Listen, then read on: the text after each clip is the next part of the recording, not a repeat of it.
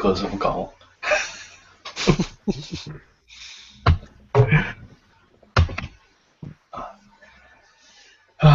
So has everyone had a good few weeks? No. No? Oh, fuck you then. I actually thought you were going to give a positive comment when I said no. So. No. Well, why would I give a positive comment? Well, What, I mean, am I like, supposed to be your fairy godmother, or boosting your morale, making you feel better about yourself? you Fuck see, you. Jesse, Yes. this is the type of sass I've expected to come from you. Thank you. That's what I was looking for. Sorry, Dave. I left my pom-poms at home. Wait, I am at home. Shit. Just have one of the girls grab them for you. Yeah. And my skirt. Nice. Yeah. Did you end up finishing that first book? Still working on the editing changes. He's given me everything that I Okay. need. I'm just working on Nice. putting it all together for him. It's definitely going to be done by the end of this month, and we have it planned to release. I think he said either the April 7th or 8th. Nice. So it's going to be sooner than you think. Not bad at all. And then wait, it's a trilogy, so there's gonna be 2 more, huh? They're supposed to be. I'm not Yeah. sure what's going on with that or what the plan is. I don't know if he's going to be posting it through ACX and we're actually going to be contracted through there, if we're going to do it privately or what it is. But until he actually has something definitive for me to do, I'll probably end up looking for a slightly smaller project than this one to work on. It's probably good. Something to fill in the gaps a little bit. Yeah, and to not absolutely kill myself over. Right. Not something that you have to stop everything else to accomplish. Yes, which is exactly what ended up happening.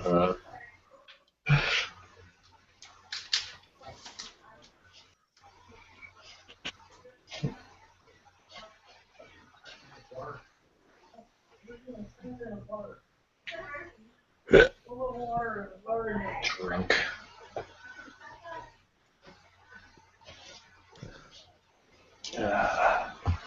Alright, well, how about we get this shindig going? I don't know. I don't much feel like it. I think I'm going to go, guys. Okay. Dorian's dead. Yay! Again. For the 7th time.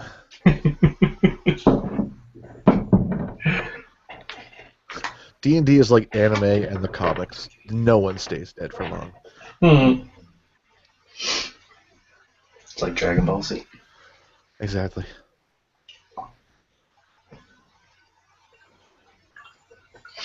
Except Yamcha. Thank God. He's just always dead. God. You guys don't watch Dragon Ball Z Abridged, do you? Mm-hmm.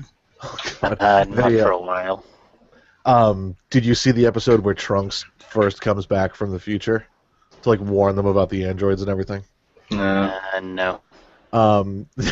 He talks about the fact that he's actually Bulma and Vegeta's son, and Goku's like, well, what about Yamcha? And he's like, well, he didn't take the news too well when he first found out. And they cut to one of their custom scenes, and it's the shadow of Yamcha having hung himself in the closet. Oh, Jesus. So they all go off to Goku fills in on everything, and they all go off to train on their own. And right before he leaves, he's like, Yamcha, you're my friend. I like you. And he's like, oh, well, wow, thanks a lot, Goku. And he has a renewed sense of self and everything. And I'm like, oh my God, that's horrible. Oh God. I feel so bad for Yamcha sometimes. Nice cocky motherfucker. Yeah, I don't at all, considering how much of a dick he was during Dragon Ball, the original. Oh my God, John's playing Diablo.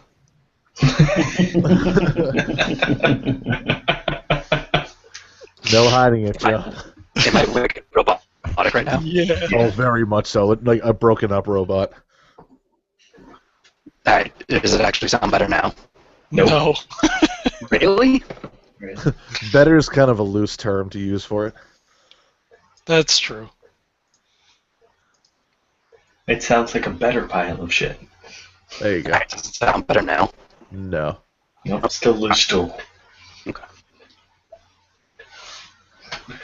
See, that's weird because the last time we played, I sounded just fine.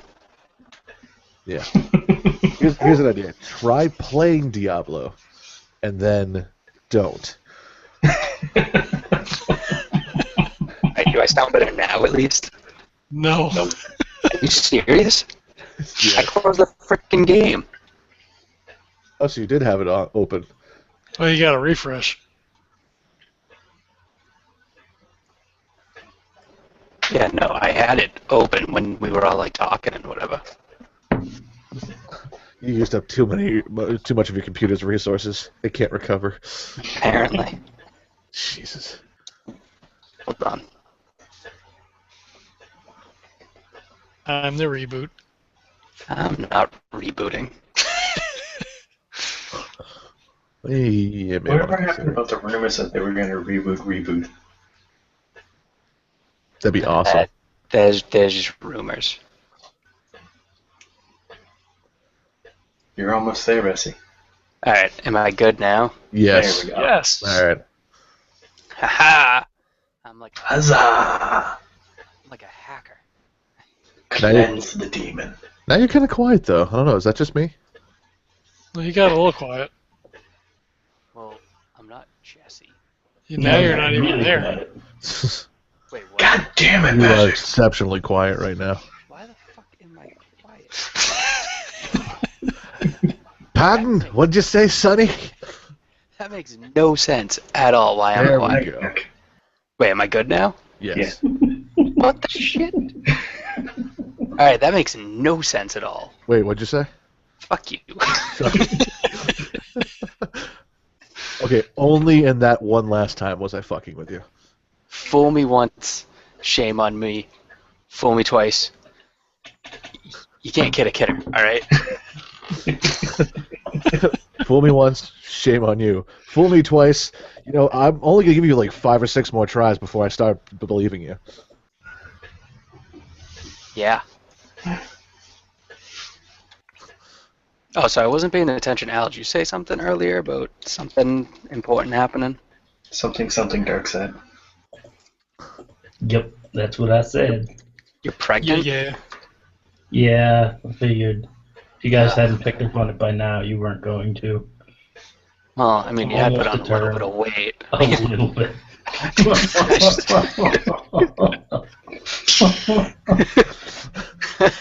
That's not laughter. He's actually choking back tears right now.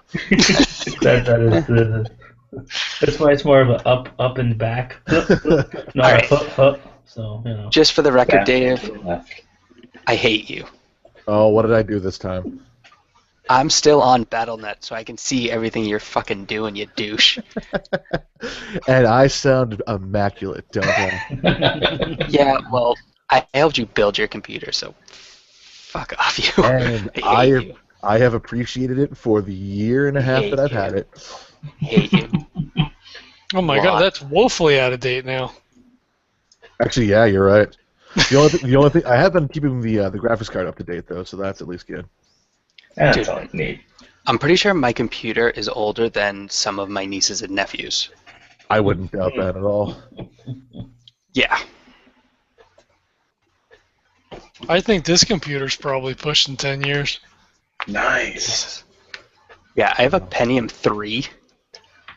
A So, Pentium what? A 3 what? just a 3. I can't divide by 2? How many did you read? Let's do 200. That's a more accurate number. Oh god, I couldn't believe that. I can't just do 2. Why not? You're a math teacher, you douche. It's actually not that difficult at all. Oh Yeah, I god. don't know. Alright, what do I have open?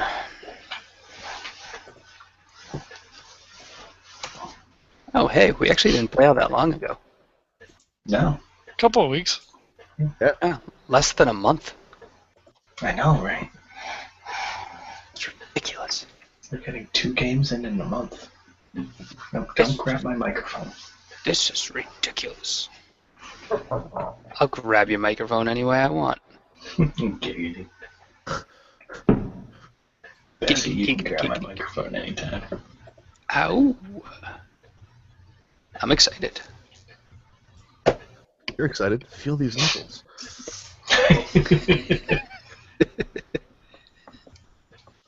Ugh. Oh, so real quick, John, you're not invited. Damn it. But Wait, which John? really? Why do I ever call you John?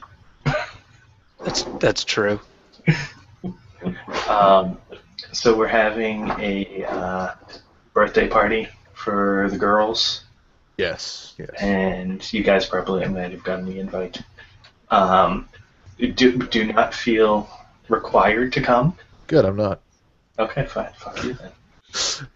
I don't feel required to come, but I'm still. All right. And I figured I would throw the invite out to you guys just in case. No. But all right. Nice. When is it? 23rd April. Saturday, I think. it's gonna be kind of. Is it like what time of day? Do you remember? What was that? You remember what time of day? 1, I think. All right. All day. Yeah. Till question mark. I was waiting for that. Except the girls go to bed at 6. So. So not so much question mark, but yeah, I should be able to make it. I may have to kind of finagle my schedule with someone else, but I should be able to make it. Why not? Plus, I've only seen the girls one time, I think. Maybe twice. Oh, is it?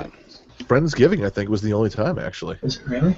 Yeah. I think so. Oh yeah, maybe. Oh yeah, because the other time that they were over there, Kate seen him a few times. What time did you say it was at? 1? 1, yeah. Okay. Where's it gonna be at? At Amanda's mom's in Avon. I know where that is. Okay. You should. You've been there. Yeah, we spent many an evening there, actually. Didn't I drop something off there? Maybe. What did I drop off? The milk, I think. Yes.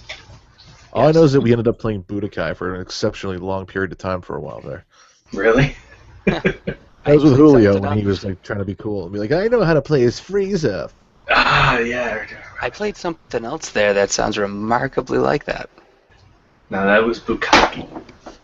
Yeah, exactly. Oh, It sounds also very remarkably good, like that.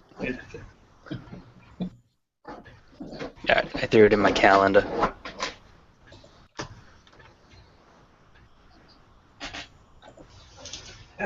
Actually, you're not in the Fear Itself game, are you?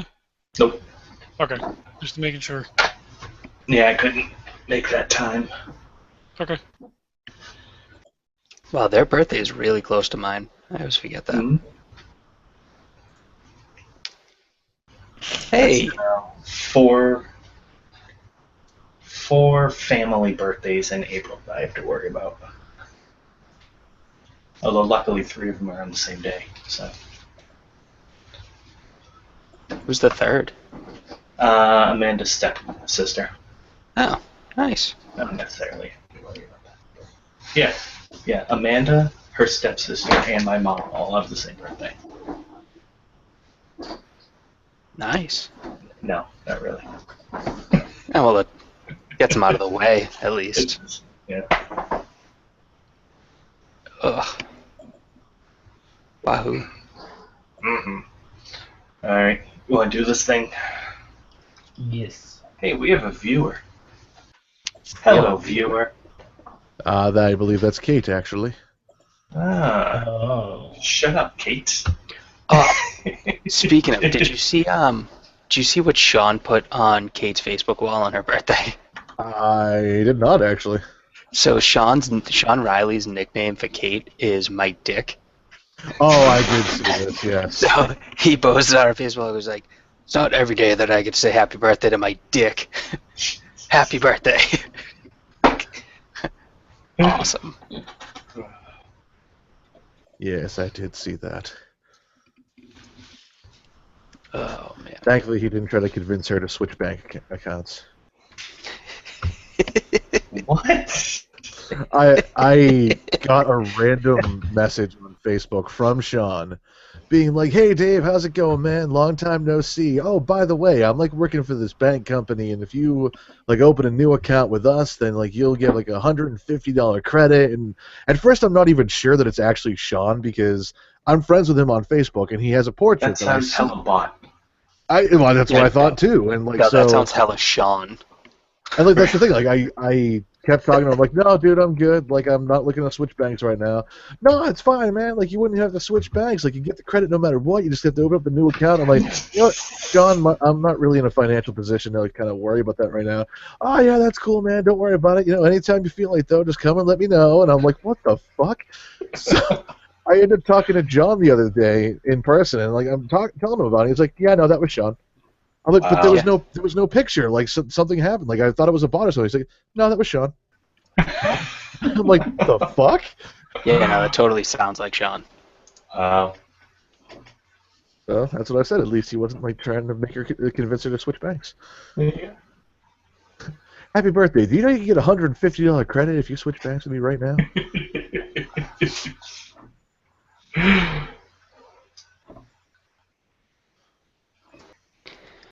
Oh, Mm-hmm.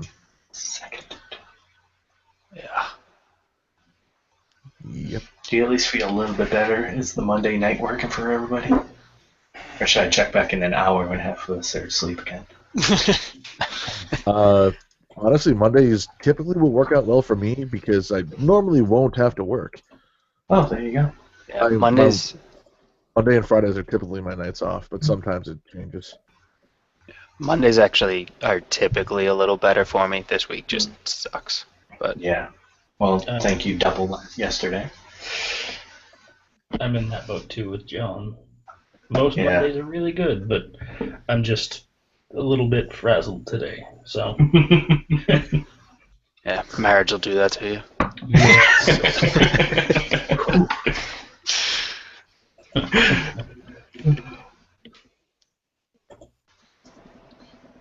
What the fuck?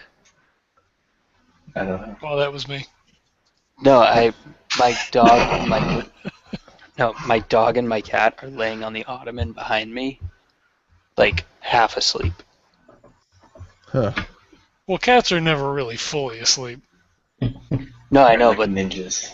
they like hate each other unless we're not looking at them. I was about to say all the pictures that Kelly sends on the contrary. Yeah. Yeah, no, if they see that we're looking at them, they're like, we fucking hate each other. But as soon as we look away, they're like, yeah, what up, bro? Must maintain stereotype. No, the cat's currently like batting him in the face with his paws while the dog licks him. Nice.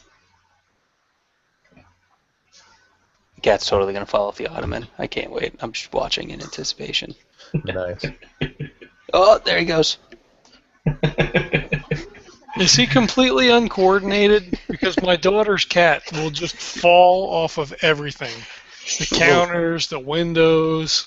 He kept like batting the dog in the face with his front paws, and the dog kept like nudging his midsection with a paw, just so like his back end was slowly falling off the ottoman while his front end kept like hitting the dog, and finally the butt went, and the whole body followed. Nice. Yeah.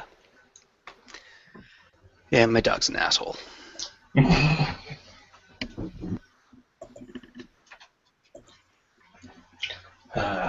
Alright, let's get this thing going. So, alright. What the hell happened last time? You guys, I was a tunnel rat. yes, that's right. So you guys had come to the northern lands above the mountains and started making your way east, and you came across a mine, so you guys decided to check it out.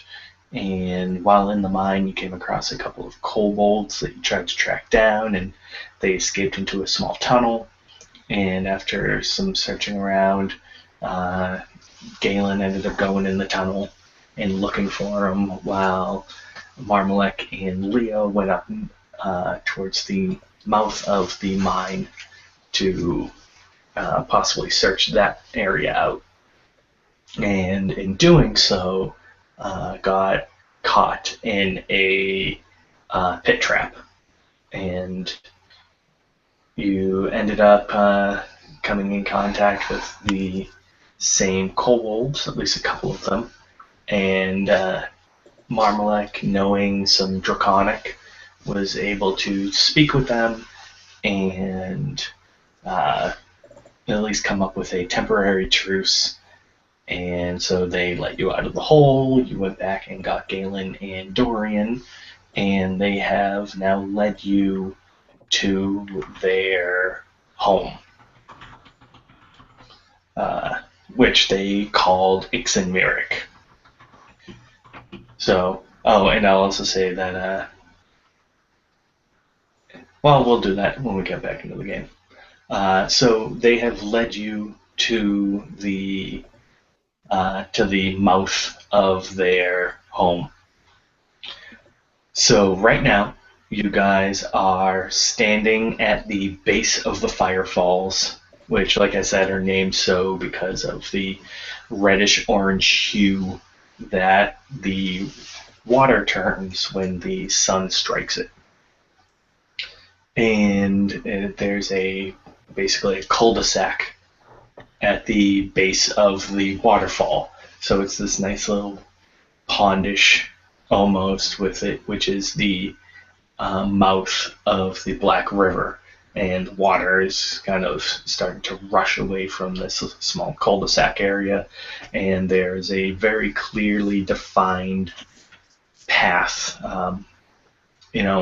big enough and wide enough that you could almost call it a road, that leads up and around one side of the pond and leads behind the Firefalls. And this is where the kobolds lead you. So you walk around to the back of the waterfall, and there's a cave.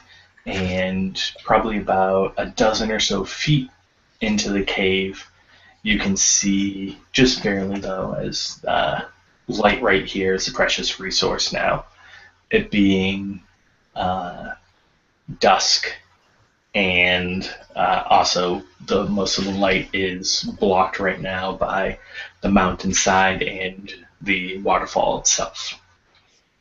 But you can barely make out a large wooden wall that stretches from side to side and from floor to ceiling within the cave. And your kobold associates, your temporary acquaintances, one of them walks up to the gate and gives it a knock. And it's not a special knock or anything, just kind of bangs on the door a few times. And when he does so, a small window opens up towards the top of the wall. And a kobold kind of pops his head out and sees the kobold at the door, but then glances up and sees the other kobolds and the four of you. And he quickly pulls out a crossbow and speaks to the kobold at the door. And Marmalek, you can make out, since you kind of speak their language, that he says, "What for with strangers? You injured?" And you kind of see the guy shake his head, and he says, No, they good. With us they are." And so the window closes, and a few moments later, the door begins to crack open, and about a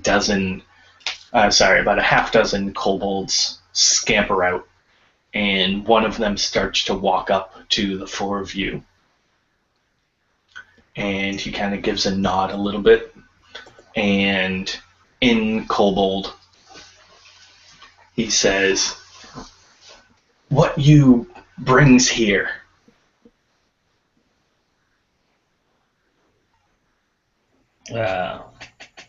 I'm gonna look at the ones who we were with, Mhm. and I just kind of point at the one who just came up, and like, is he wants me to answer? We brought ourselves seeking answers. We have traveled far. Why you think answers with us? Why you here? We are looking for the Silver Sun, and our friends brought us here. And so when you mention the Silver Sun, they kind of all start glancing at each other, except for the three that had already been with you. And he kind of glances at you wearily and gives a, "You know how about sun?"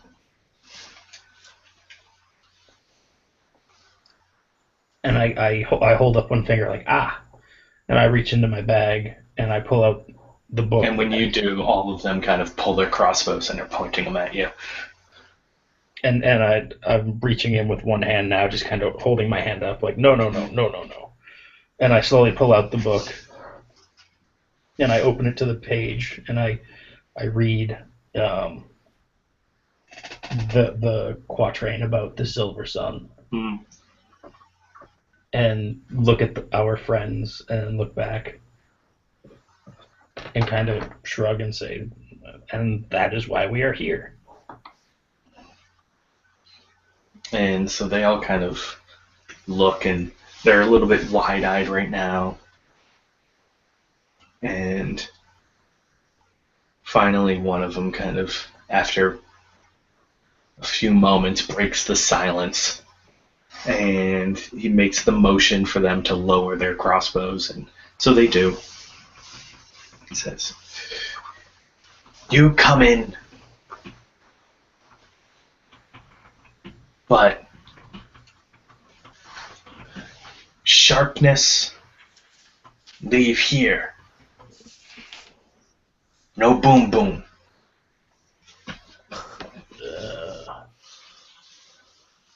Guys, I think he wants you to leave your weapons at the gate. Well, that doesn't seem like a very good idea.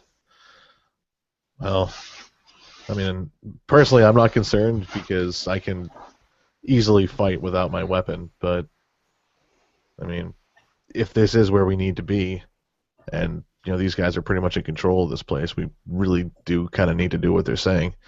Unless you guys want to stay out here if you're really that uncomfortable with it.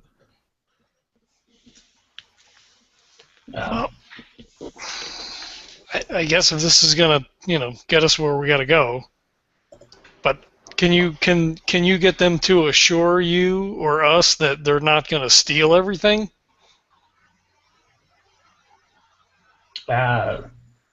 And I look at the ones who brought us here and ask, will our belongings be cared for? And so he kind of looks at you and he says, "Use of your sharpness have not us. Here, to door closed, alone." I don't think they have any use for our stuff. So Looks like we can leave it here and have no problems.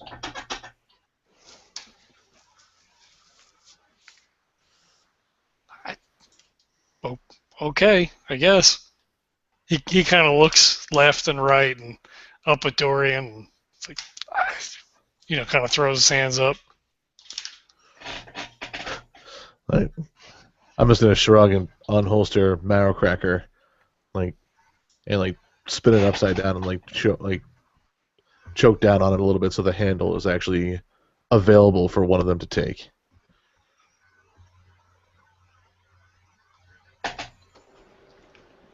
Yeah, I'm gonna take my bow and quiver off and hand it to them. And Marm, I'm gonna take my sword off. I'm gonna look at Marm and be like, can you tell them this is a gift from my goddess, and just warn them that it's a gift from a goddess. Okay. And I turn to them and I say, this in particular, he reveres. Please watch over it. And they'll kind of nod, and he says, inside gate, we'll keep it. I nod and smile a little, and I take my my blade out of my belt, and I also toss it with the others. And so a few of the kobolds go over and collect up the weapons, and it probably takes a couple of them to lift and carry Marrow Cracker. But they do walk into the gates and around the corner and out of sight. And then, go ahead. I was gonna say I'll take the rapier off and hand him the crossbow. Mhm. But can I make a sleight of hand to keep the Heart Ripper blade? Sure.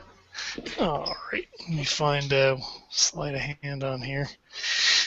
And kind of like twist the belt so it's kind of like behind the cloak or whatever. I'm assuming they're not going to frisk us. 15 plus 8, 23. Nice. All right. So yeah, you keep it out of sight, and then it does have a decent concealment if perchance they do happen to pat you down. Okie doke. So, very nice. Oh, actually, that's only a 4. That's a 19. Oh, still. Same result. Okay. All right. So they collect up the weapons, bring them to the other side of the gate, and then they open the gate just a little bit more for you guys to get through, and a few of the kobolds stay on this side of the gate just to kind of follow you guys in, but the rest of them make their way through, and the one that has been talking to you kind of gives you a wave, and he goes, in my footprints you walk. All right, guys, follow him exactly. Okay. It sounds like there might be kind of more like what there was in the other spot. Maybe some booby traps. I see. All right then. I'll go first because I can see pretty well. All right. How dark is it actually down there? So once you guys get to the other side of the gate, and also too, once you pass through the gate, one of the kobolds that was with you kind of gives you a little bit of a nod. And once you get to the other side, it is pitch black. There is not a single torch or candle or anything on this side. I'm actually going to cast light in the palm of my hand then. All right. And when you do that, all the kobolds, a few of them lose it, like screeching, and as a vampire to sunlight almost. And a few of the other ones kind of run over to you and start trying to shield it almost. All right. I'm going to seeing them do this. I'm going to pull my hand away from them, and I'll put my shield up and kind of tuck it behind there to keep it out of their eyes. Mm-hmm. And look at Mom and be like, "What the hell are they doing?" I'm pretty sure they really, really don't like light. We had this issue over the other side too. Well, can you tell them that we need light to see, and we can't step where they step if we don't have it? Yeah. And I look over to him and I say, "I'm sorry for my friends. They blunder in the dark like blind children who do not know how to walk. Please allow them this small light so they do not injure themselves or you." So he says, we, unlike light of the sun, if eyes are childish, we have light. And he sends one of the guys off, and he runs really quickly back to the gate. You guys are maybe only 5 or so feet past it anyway, so he gives a quick run, and he comes back with this small little stone that's fist size for him, so probably it's the size, half the size of a baseball to you guys. And he takes it and he hits it against the wall of the tunnel a few times until it finally begins to give off this small, subtle glow. And he says, if pleased, this can use. And I smile, nod, and take it, and turn and hold it out. And I say, "This is the amount of light that they allow." At which point I'll dispel the light from my hand and take the stone. I'm like, oh. And it gives you about 15 or so feet of low light. All right, I can work with this.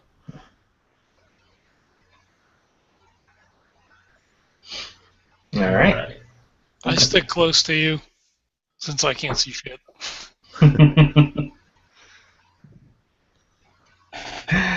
All right, so he says, walk now.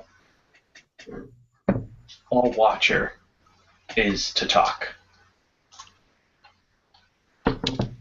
Okay. And over my shoulder, I kind of whisper to the other guys, "We're going to go see someone named the All Watcher." Huh. Sounds official. And so he begins to lead you down, and now they're kobolds, obviously, and so they're on the smaller side, and their home is built as such. Galen, you're pretty much the only one that's going to be comfortable here. Everybody else has to walk with a pretty serious hunch throughout this area. About 20 or so feet after the gate is when the cave proper ended and the tunnels began branching off of it. And each tunnel is maybe 4 feet tall, sometimes 4.5 if you're lucky, and about 3 to 3.5 feet wide. So all of you are almost in a duck walk hunch as you walk down this place. And when you do, you'll see that there's really no main tunnel system to this. You guys are constantly breaking off onto a new tunnel, and you see too that he is very careful to point out specific areas. And when he said, walk where I walk, it wasn't just kind of like, follow me. It was, as Marmalek suggested, very much a watch where you step type thing. Because there's times where he, is purposely hugging the left side of the tunnel, or zigzagging back and forth. And he's constantly breaking down into a new tunnel, and there's actually points where you guys will walk at a tunnel for only maybe 15 feet before you're suddenly into a new branch of a tunnel. And so it's very maze-like in its construction. And there are a few times where you guys break into a room that you'll pass through, and some of them are not just small alcoves or anything like that, but actually very well constructed, very fine stonework. Every once in a while you'll come into like a pillared room with this very bright and brilliant stonework or murals on the wall, and some with diocese on them, and but there's others that are just straight up storage rooms with kegs and barrels and boxes and baskets full of either tools or sometimes even weapons and grains at times. So there's just a plethora of scenery that you're led through, and before you finally come to the final room. And your travel in total takes you probably about maybe 10 to 12 minutes until you finally come to a room that has a large platform of stone in the middle, almost circular. The room itself is probably about 50 to 60 feet wide and just as much long.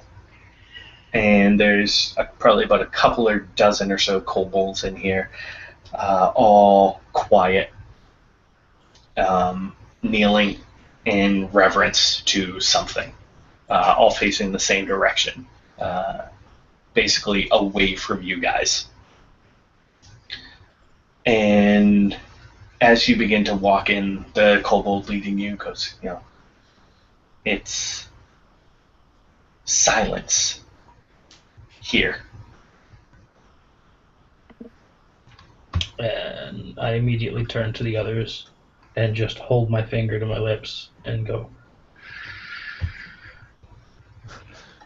And Dorian's just kind of like look down at his armor and shrug and be like, "I'll do my best."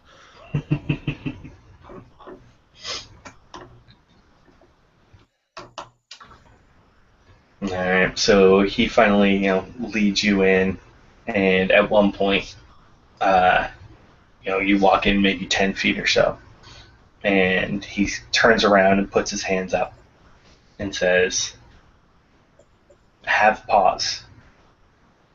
Wait."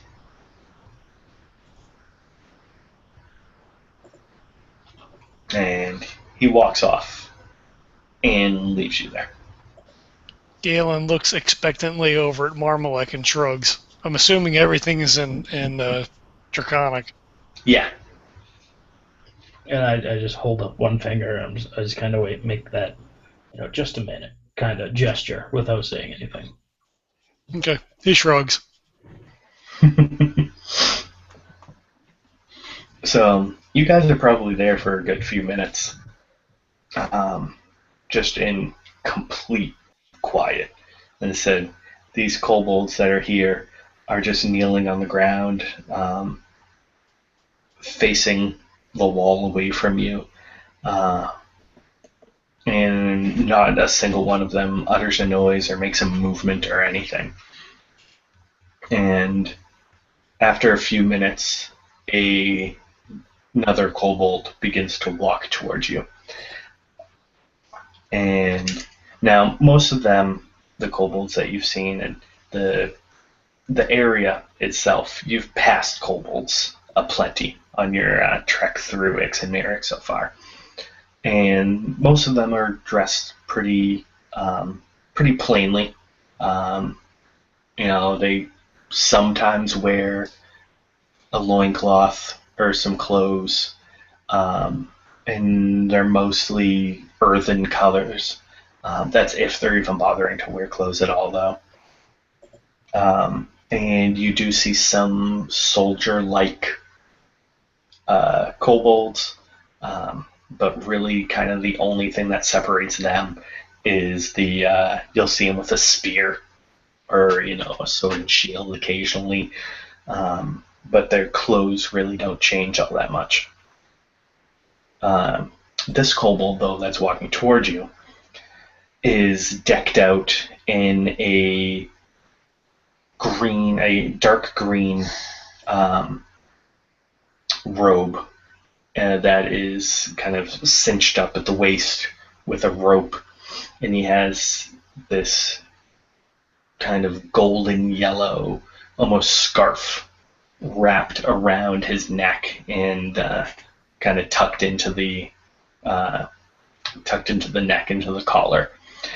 He walks with a stick that has a large gem of this very, it's not a diamond, but it has the same kind of crystal clarity that a diamond does. And he has a sword strapped and sheathed at his waist. And so when he walks up to you, he walks with one hand on the walking staff and the other on the handle of his blade. And he kind of walks up and gives you a little bit of an eye. And the first thing he says to you is, "Man?"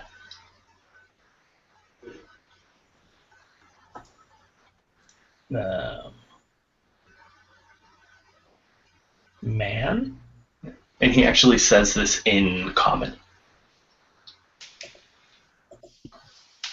Galen chuckles. If he's looking at Marmalek. Marm kind of half nods and says, "Man."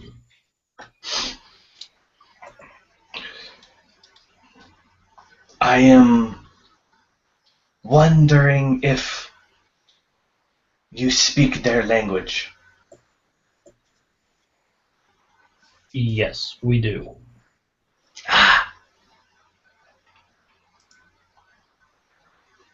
I have heard that you talk a broken dialect.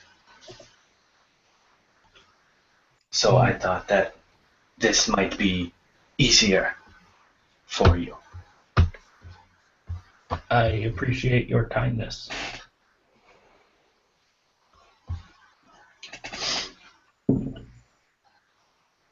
What is it that brings you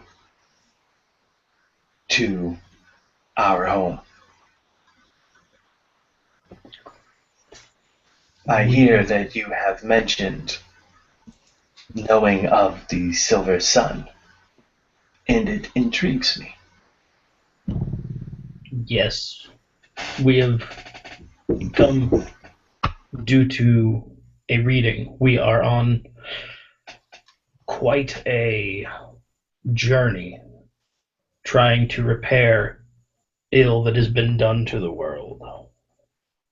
We've traveled far and long, and now we are here.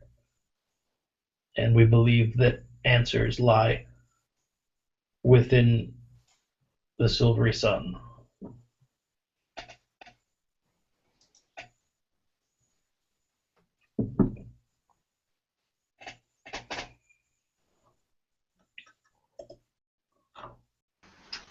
Sorry, one sec, guys. I'll be right back.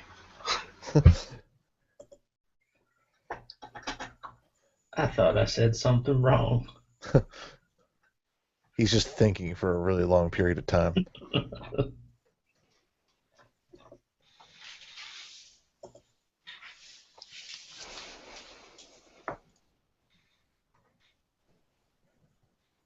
Galen's put off a little bit because they're probably maybe a little bit smaller than he is, or probably about the same size, I guess, right?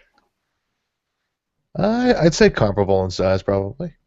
Yeah, he's a little unnerved. Them being toothy and all. Actually get to stare your enemy in the eye for a change. Yeah. Hey, he's 3 feet, as far as you know. Jeez.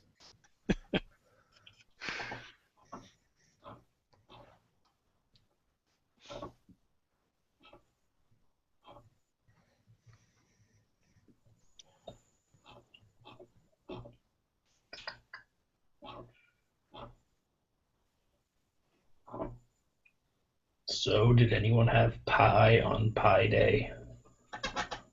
I did not. Nor did I. I did have brownies yesterday. Does that count? I think it's as close as we're going to get.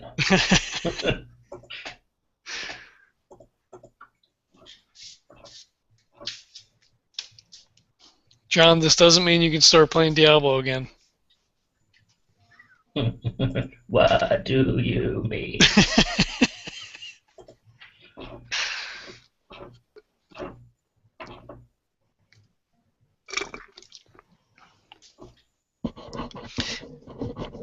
We should say some really nasty shit so he has to edit even more later. Let's see here.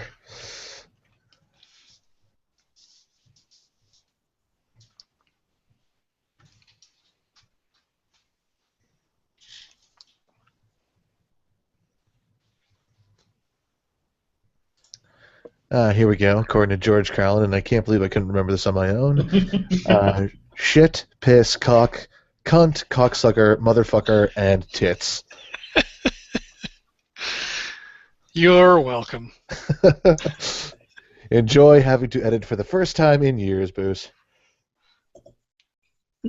I really hope he does listen to these before he uploads them.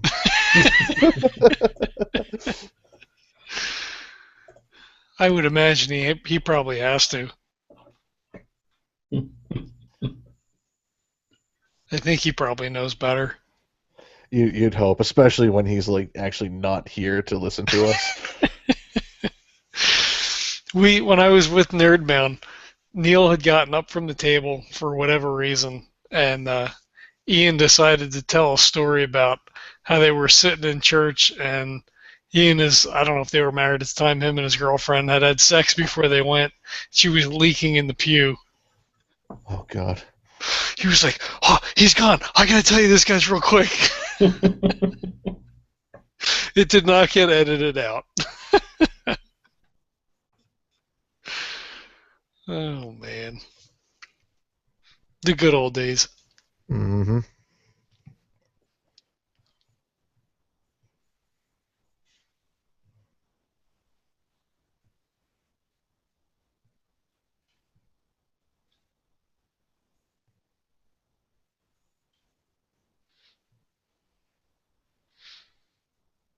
Like, maybe just plug Legends of Tabletop for whoever happens to be watching. Well, feel free. Yeah, well, that was it. Go to Legends of Tabletop. Maybe we'll plug Legends of Tabletop. All right, go ahead. Well, I just did. Well, you can catch us across all social media platforms. Go to YouTube, Instagram, Facebook, Twitter. We're on Stitcher, Player FM, iTunes, Feedburner, Periscope, Stitcher. Albuquerque, I keep Snorkel. Yeah, So- I keep saying I need to record like a thing at the end that I could just stick on the end of the podcast that goes over all the social media stuff.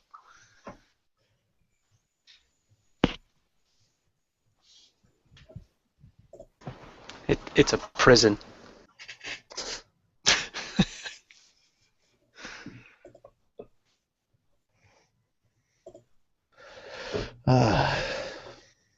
actually like that movie.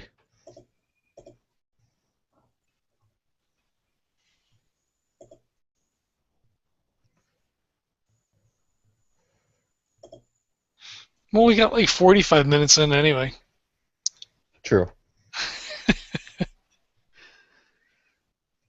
Which is appropriate to the poll that I posted today. What's the short, what is a 45-minute AP worth posting up?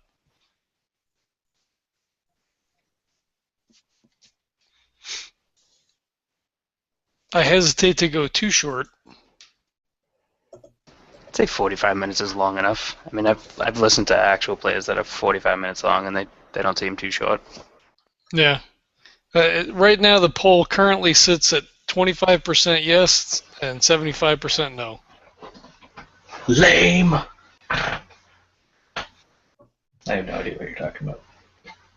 Now we're talking about Legends of Tabletop. I figured I'd plug since you left.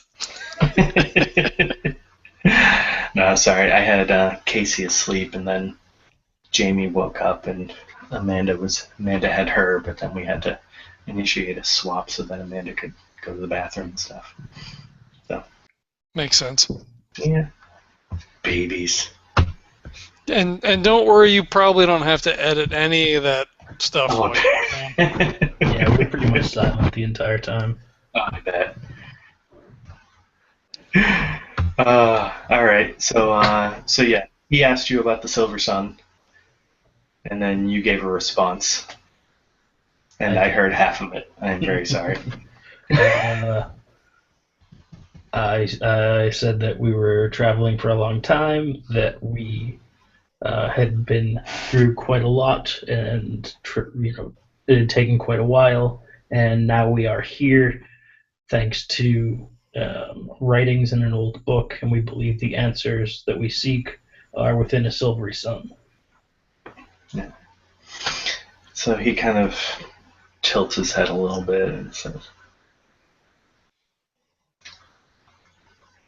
"The answers might be here, depending on the questions that you are asking." So Galen just says, "Is it here?"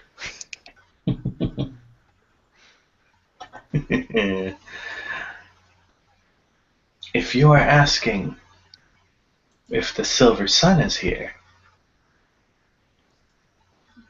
it depends on if he wants to be for you.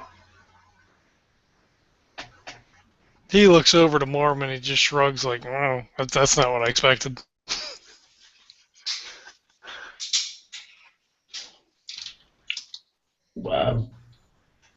If we might speak with the Silver Sun, we might be able to convince and explain our purpose better.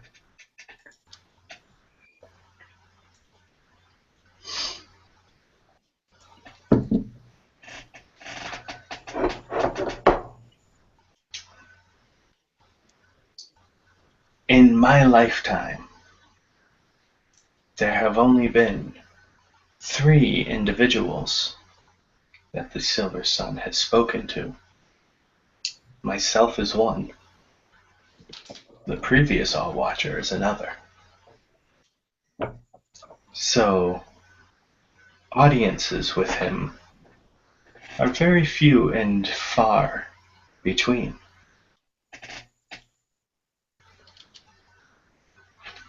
However,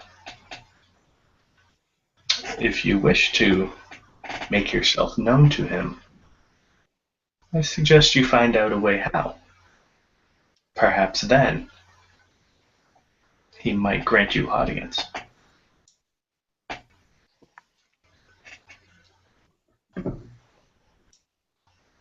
So Galen kind of pulls on Leo's cloak and says, "So is this? It's a real dude? Like I thought we were looking for like a statue or something." I don't know. Oh, I thought you knew what was going on. No idea. Well, No, we're looking for a Silver Sun, but it sounds like... I hope it's not just another statue that he just talks to. Well, yeah, I mean that's what I thought. Like the keys and nobody's been alive, right? Except those dicks that attacked us, who were really us in some kind of weird. You remember Well, that? That was bullshit. Yeah, but do you think it's just some silver statue that he talks to and thinks talks back to him? I don't know. I mean, these guys have just been staring at the floor the whole time we've been here. Yeah. Gotta make it interesting. I guess. Well, I guess if you hope that he's here, then maybe he'll be here then. Yeah. Hey, Marm, Yeah. what do you think this guy wants to hear?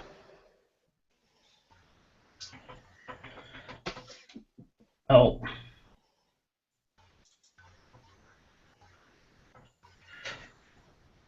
There. I don't know what the Silvery Sun. I mean, who he is. It sounds like he would be extremely old, and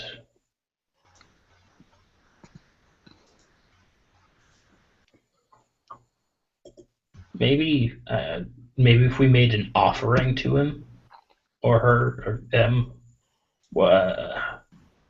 it. Do we have anything that would be helpful to communicate a purpose? I don't know. Well, what about that key that we found with the other silver dragon? Which one was that? Or that dragon statue? Oh yeah, who has that? Maybe. I believe I do. Mm-hmm. Galen says, not it. Yeah, no, I don't have that one. That would be me then, because I actually remember going through the portal with that. Mm-hmm.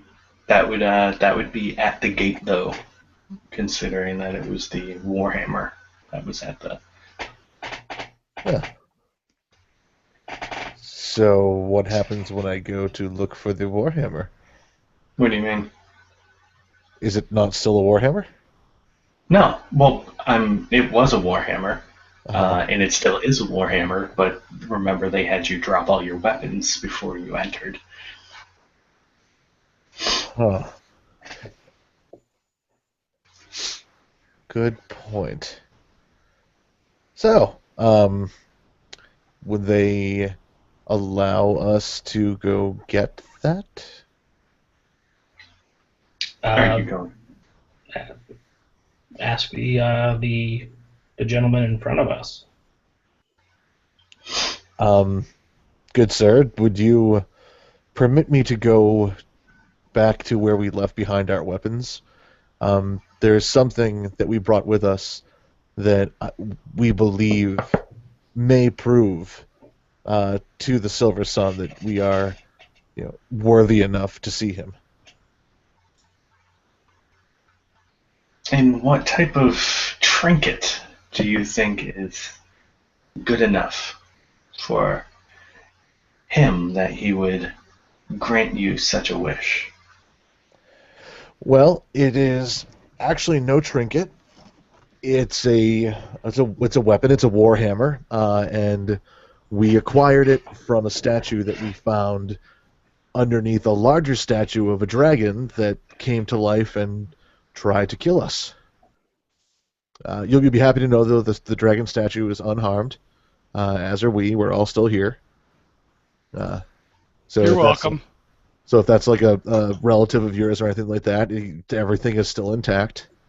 But we passed the test of that dragon statue, so perhaps that would show proof that we are worthy of the Silver Sun. You do indeed have stories. Oh, see, you you want to hear stories, I mean, you should hear. But you know what? I'm getting off track here. I got several lifetimes of stories to tell. But right, yeah. If you wouldn't mind, I mean, I know you probably may not even trust us wielding a weapon, but if even one of your people went back and got it for us, would that be acceptable? Just so you're not perceiving us as a threat. And the All Watcher kind of puts his head down and then tilts it slightly. And he's not even looking at you, he's kind of just staring down at the ground a little bit. And then he gives a couple of nods. Says,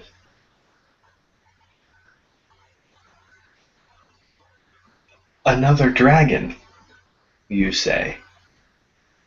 It's odd."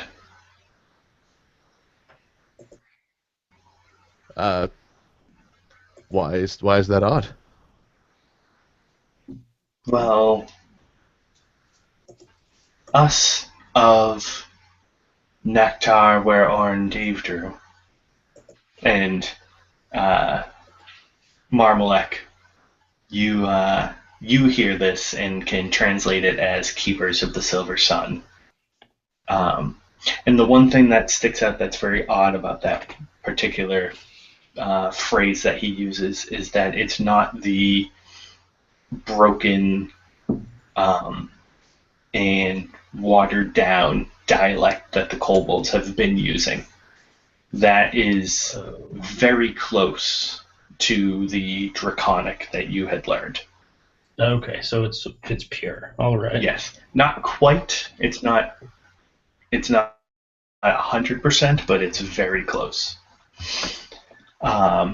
So he says, we have been under the impression that the Silver Sun is the last remaining heir of Bahamut. So to hear that there is possibly another is interesting.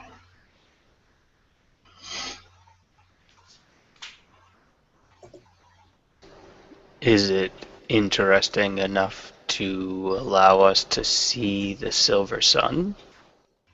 And again, he kind of puts his head down and tilts it to the side. And he gives a couple more nods. Where and when did you come across this dragon? And are you sure it even was a dragon? I mean, it certainly seemed like a dragon. This was like a couple of days ago, right? Well, it was more a giant statue that came to life and tried to kill us.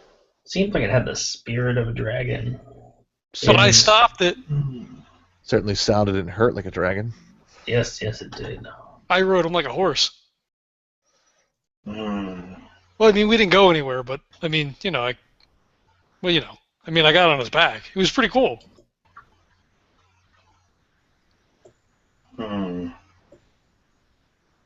So, you are saying that the respect that you gave this dragon's spirit was lacking. No. I mean, it said that it was cool, and that we help me out, guys. I don't remember. Like, because it was doing its thing, and then like I turned into a bunch of crows, and then I landed on his back, and then it said that we were worthy or something. Yeah, something about like we had to, I don't know, be near it or be close to it. What did it say?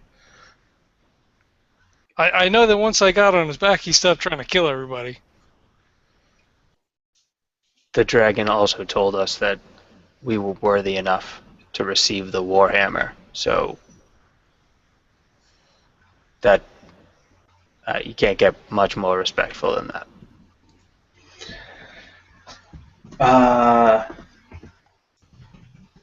Leo and Galen, give me diplomacy checks.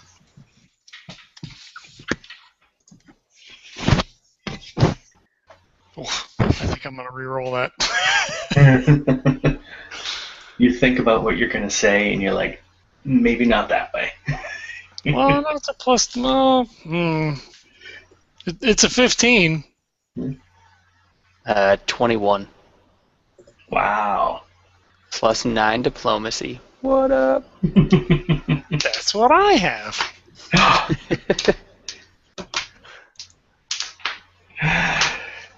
So the All Watcher kind of looks at you and he says, well, if the dragon spirit said that you were worthy, then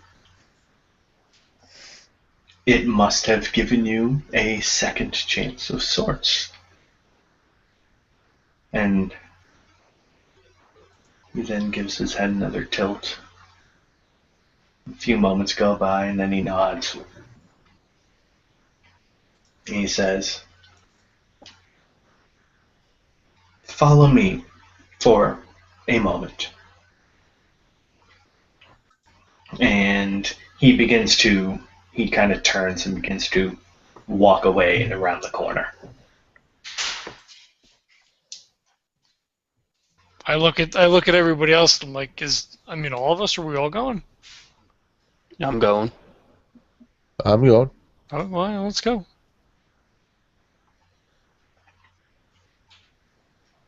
So, as you walk around the corner, you see him, and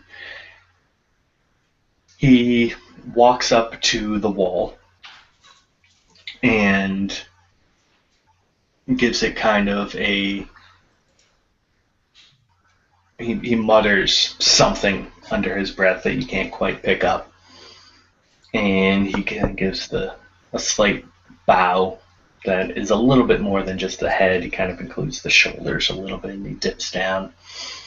And then when he comes up, you see that a portion of the wall kind of figures out, and it kind of drops a little bit and then slides off to the side, and he kind of grabs it and pushes it a little bit to the side, creating a doorway. And he gestures for you to come to him.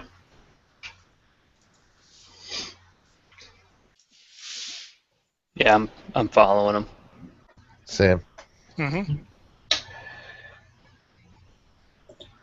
The sun has decided that you are interesting enough, and he will grant you audience.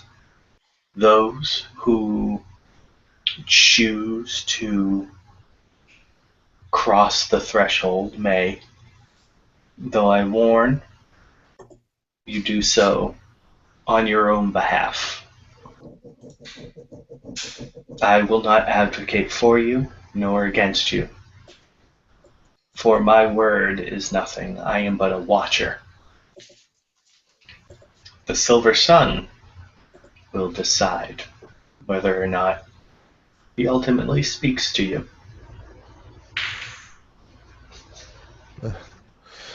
Well, no one ever said this would be easy, so no problem.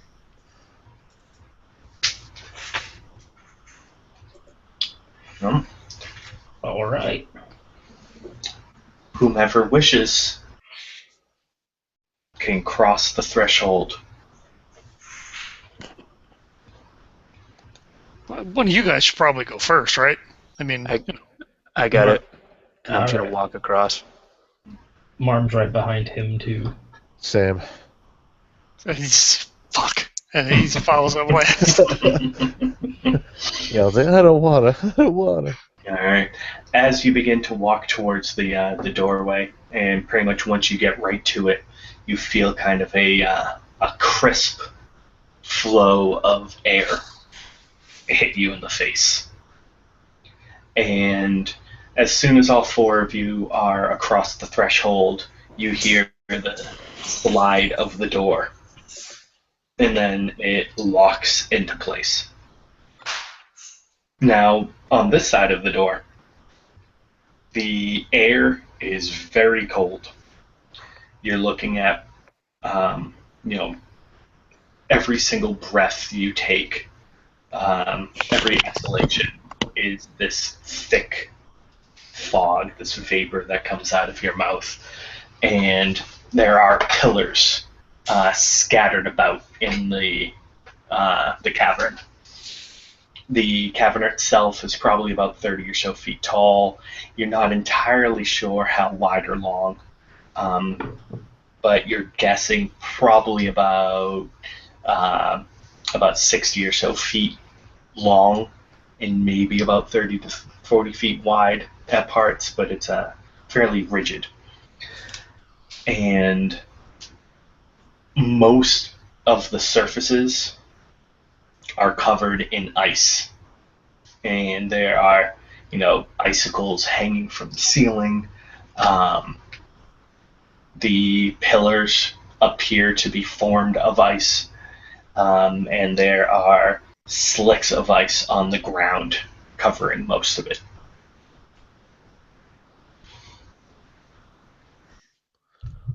And there also is no light except for the stone that you currently have. Interesting.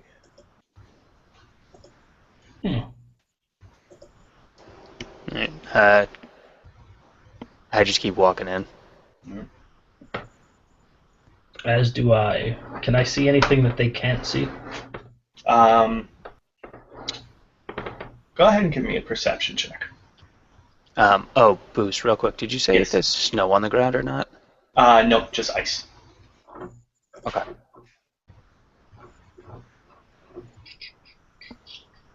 Whoa. 30. Wow. So the room at first glance looks vacant. However, off on the far wall and kind of in the corner a little bit, you make out what looks just like a lump of ice in the corner. But then you see a small glint of blue and this large stream of vapor that shoots out. And,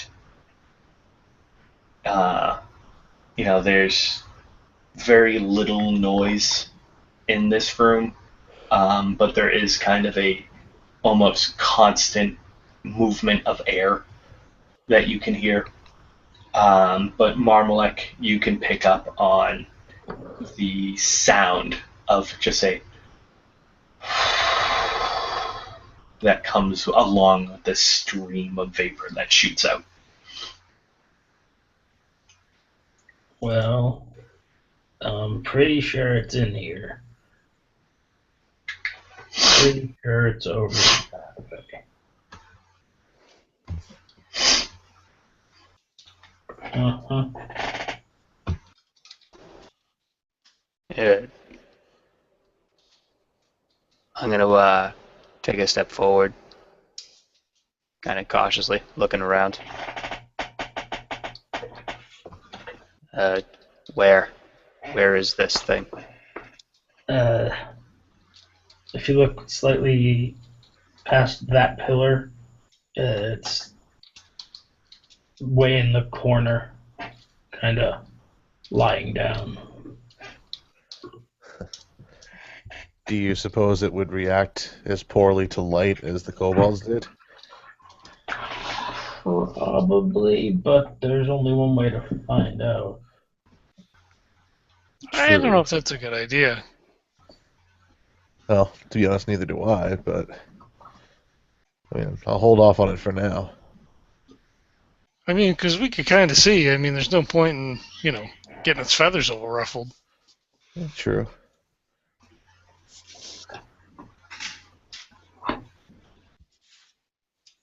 Okay, then. I guess we'll Well, move forward. Mom, you can talk to these things, right? Should be able to. Hold on, let me see. and I walk out a bit further ahead of everyone, and exclaim, not in a yell, but pretty loudly, "Greetings! I am Marmalek. These are my traveling companions. We've come a long way, and we are seeking answers. We believe you may be able to help us." And am I right in assuming that you say this in Draconic? Oh, of course. Okay. All right. So when you say this now, the rest of you can hear kind of a shuffle and a scrape echo in the cave. And Marm, you know, or at least have a general idea of where this Silver Sun is. So you kind of have your eyes kind of trained on that area a little bit, and you can see now that kind of a tail unravels and kind of scrapes up against the ice and up against the wall of the cavern, and then you see, two claws kind of stretch out, and it kind of stands up, and it doesn't have, a terrible, it doesn't have a lot of room to stretch in this area, but it kind of, flexes as best as possible, and you also see kind of the wings unfurl slightly before tucking back up onto the sides, and it gets up and begins to walk now, and you see the glint of the two eyes, this brilliant crystal blue, and one of them is kind of locked on you a little bit. And all told, it's not nearly as big as you might have thought. I don't know what kind of image you originally had in your head, but you had said, I noticed you had said, that it must be very old and all this kind of stuff. And all told, maybe about 20 feet tall, maybe 30 feet long, if that. Actually, probably much smaller than that, actually. It's probably about a little bit bigger than a horse. Oh. So maybe about 10 feet tall and maybe 15 feet long, including the tail. And he kind of walks around a little bit and maneuvers around one of the pillars, and now all of you can hear this very deep grumble echo through, and you just kind of hear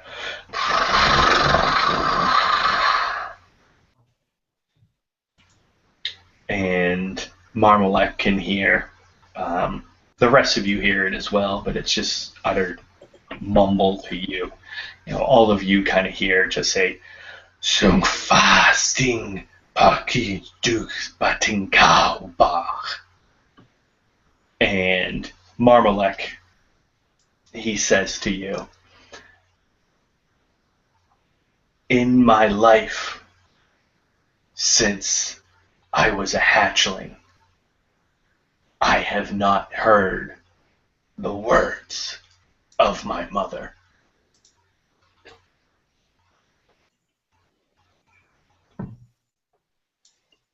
And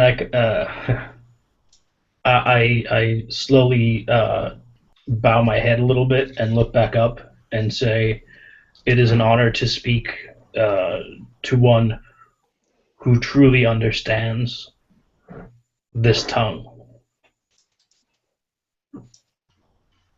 It is. Tell me, how is it that you came across being able to speak that of the true dragon? I have spent many years, hundreds of years, learning the ways of the world through writings and teachings. This is my first chance to truly speak the tongue of the dragon.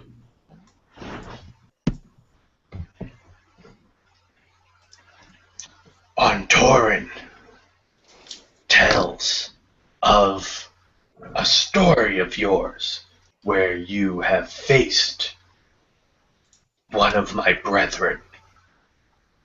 Speak of it. We were traveling through a cavern when we came upon an area. It seemed very reverent, almost temple-like. The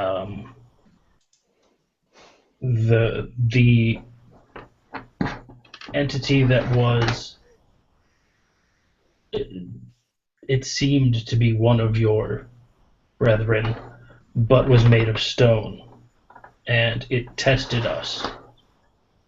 And in testing us, it found us worthy, and we were able to acquire a relic, a hammer. And throughout this now, he has him kind of slowly meandering towards you. And so at this point now, he's probably just within the outskirts of the light. So the rest of you can probably begin to get a sense of what Marmalek is conversing with. And so you can probably now see the vague shape of the head of the dragon, and popping out of the darkness, those two crystal blue eyes. And his head is probably a little bit higher than Marmalek's, though he does have his head and neck kind of sloped down slightly. And so he lets out a sigh. He says, "It comes as a disappointment for me. I was hoping that I was not still the last of my kind. But it appears that you had simply spoken with the spirit of a dragon that had once taken place. Oh, It is upsetting." well, in our travels, we have seen others of your kind. However, they were not on this plane of existence. We are currently traveling, attempting to fix a rift that has brought unbalance. And on the other side of the places we seek, there are many other entities that you would not see here any longer.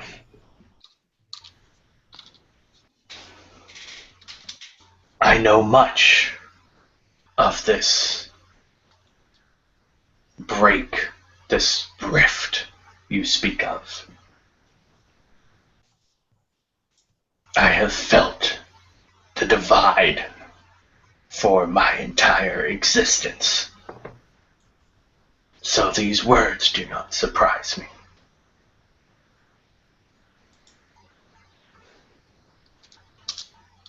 What is it that brings you to seek me out, that you think I might be able to assist you in this endeavor? And Marm looks at the other guys and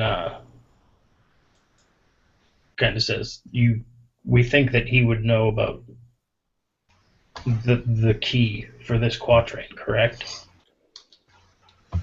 It seems to be what it's hinting at, yeah. All right.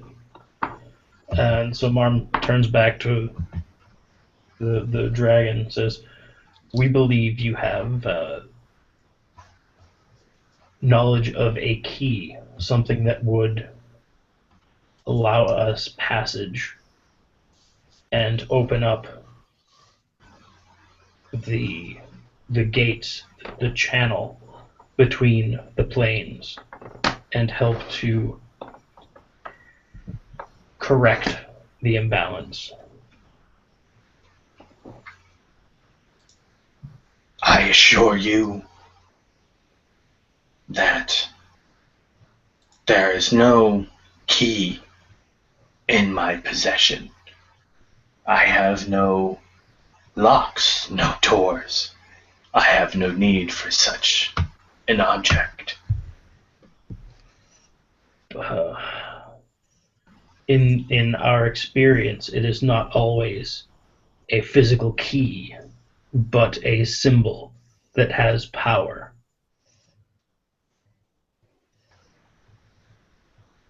Well, what symbol would you think I would be in possession of?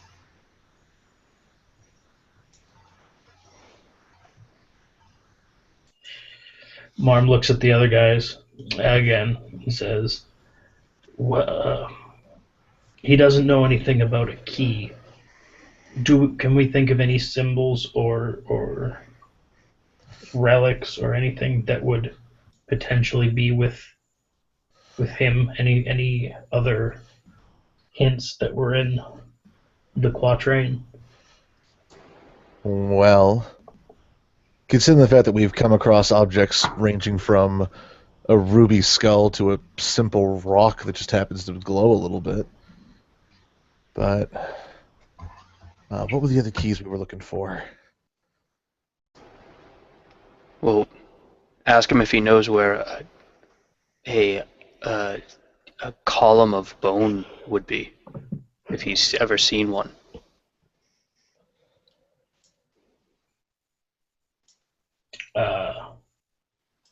Have you ever witnessed a column of bone by chance? Is there anything that fits that description here? And when you say that, he lets out this very loud and a stream of mist shoots from his nostrils, enough that it actually chills all four of you. And he takes a couple of quick bounds towards Marmalek, stopping right in front of you. And when he runs, Galen just goes, "Oh shit!" He stops right in front of you and he gives you a stare and he says, "What would you mean by that?" And Marmalek, now being, literally eye to eye with this son, you see that, he has those pure crystal blue eyes. But when you look at him, there's no pupil. It's completely clouded over.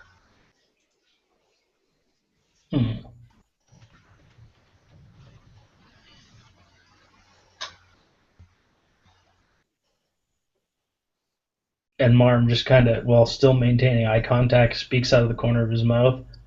Should I just tell him about the next stanza in the...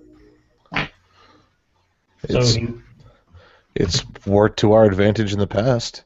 Why hold anything back now? Don't piss him off.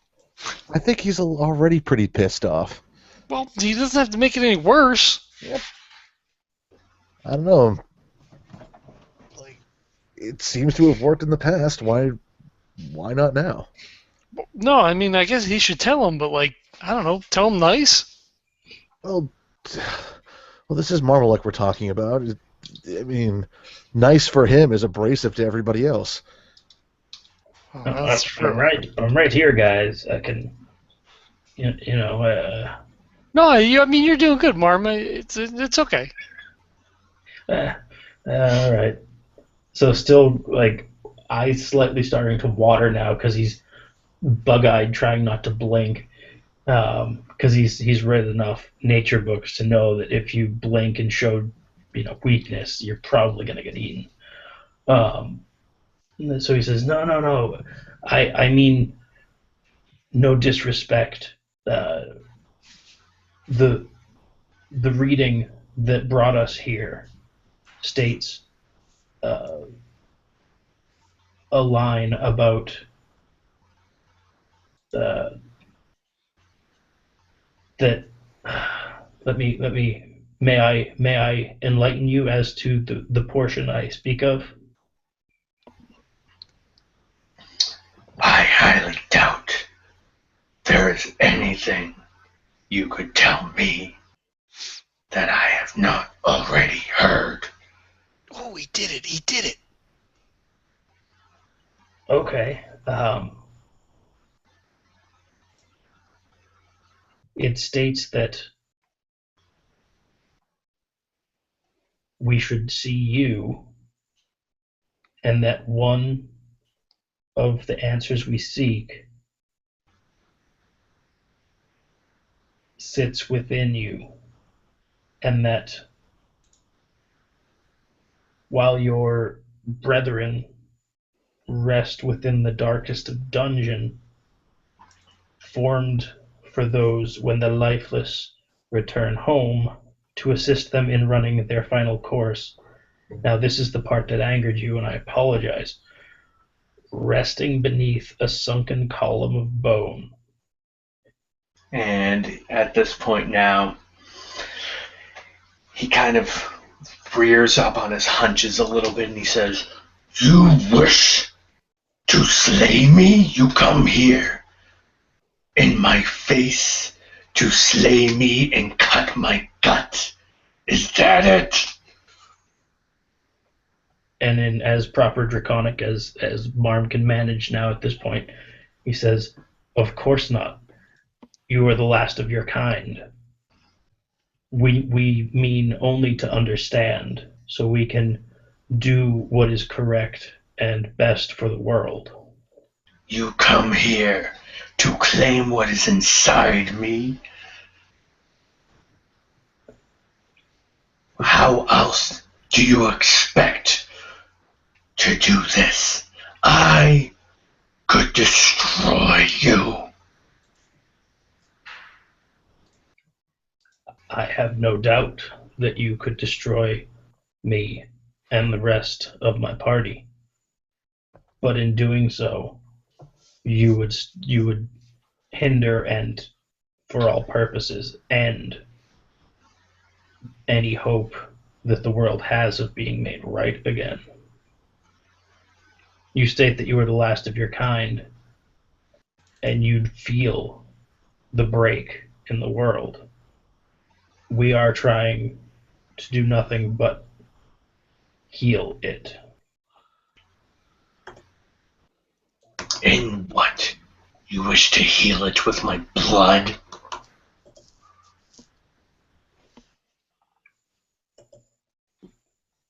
We do not know. We have come here for your wisdom and answers. You say you come here for my wisdom, yet you threaten my life. What? Well, I think we may be miscommunicating.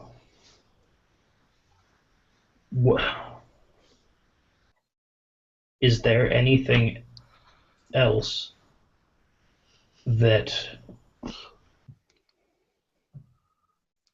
And Marm kind of sidelong glances over at the others and says, well, what else could we have here that would be small and manageable like the other keys. And looks back over at the silvery sun. And where is he at this point? Oh, he's still right in front of you. All right. And At this Mark. point now, not so eye level. He is kind of haunched up at this point, and claws kind of, talons kind of dug into the ice a little bit, and his wings slightly separated from his torso.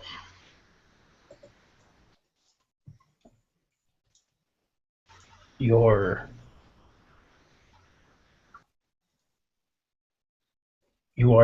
different than the dragons that I have read about.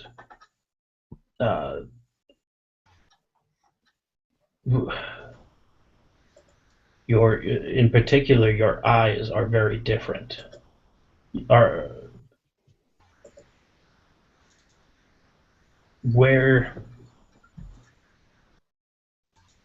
What may we do to find common ground now? Say your piece. Figure out what you want and leave.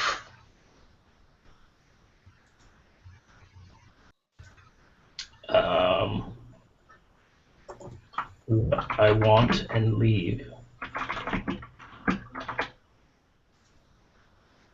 Well,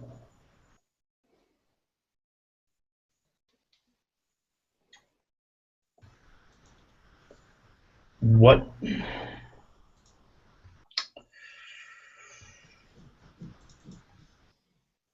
we can't leave without something. And I believe it lies within you. I don't believe that it would kill you if we took it. Now I ask you freely, we need a token, a stone.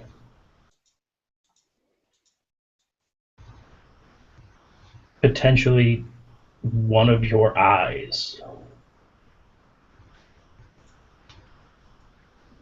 And with that, he rears back now. He says, "If you wish to take my eye, you must do it from my dead body." Oh. But you're the last of your kind. We would not see you ended.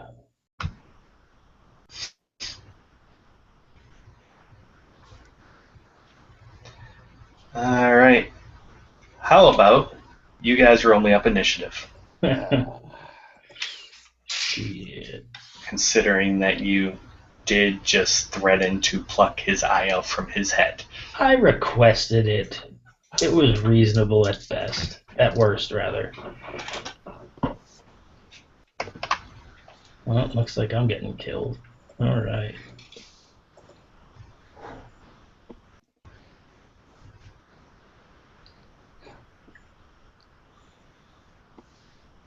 I got a 19.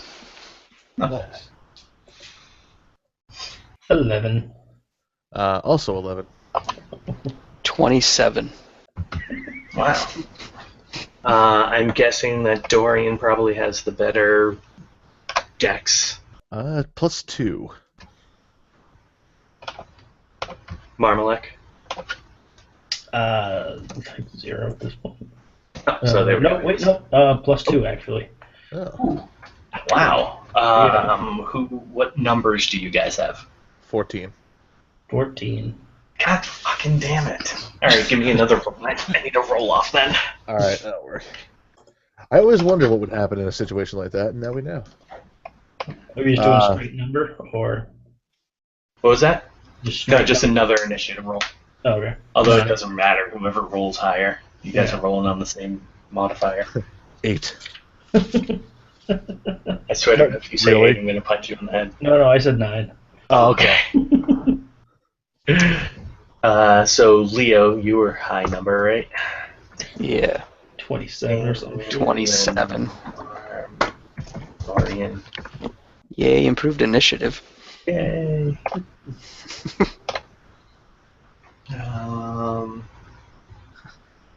Question: how far back is everyone else from me? You said you walked up. Yeah, I don't know, 10 feet, maybe. Probably. Yeah, 15. 15ish, 10, 15. Okay. And let's see.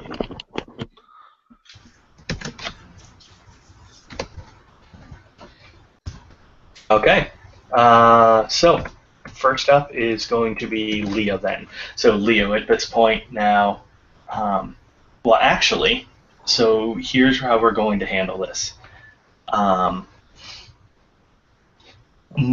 Basically, for the three of you, it's a surprise round. Because you can't understand at all what's going on. Alright. Actually, you know, we'll handle it this way. How about the three of you give me a sense motive? Or insight, whichever one exists right now. Sense motive. Sense motive. Go ahead and give me a sense motive to feel out the situation. Yeah, I got a 10. Okay. 21. Wow. 11. Okay, so Dorian, you're used to dealing with foreign creatures, so to speak. So you're kind of up a little bit more on the body language and everything like that, and especially if non-bipedal creatures. Right. So you're able to read the situation. You're like, oh shit, this is happening. This is happening. So you're able to kind of prepare. So you will be included. Awesome. So right now it's just a surprise round basically for Leo and Galen. Okay. So the two of you will not act this round, but next. So for now, first up, Marmalek. So you have managed to piss off the Silver Sun. So he begins to now rear up and spread his wings, and he just lets out this. So, just looking at him, it does look like he's about to attack me. Mhm. Okay. So Marm still has his sack on his side, and his tail reaches into it and hands him the glowing stone that he got from Bloodclaw's lair. Okay. And as he does that, he lifts his staff and he into the stone, directing it at the silvery sun. Shoots off a scorching ray.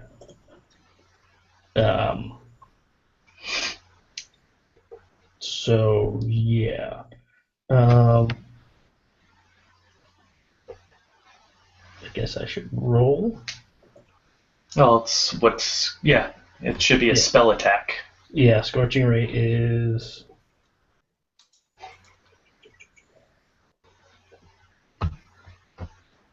saving throw none. Spell resistance, yeah. So there's that. Interesting. Is it a touch attack thing like that, or is it an auto hit? Range touch. It just says range close, effect one or more rays, duration instantaneous, saving throw none, spell resistance yes. Oh. Let's see. Each ray. Oh wait, no. Each ray requires a range touch attack. Oh, there we go.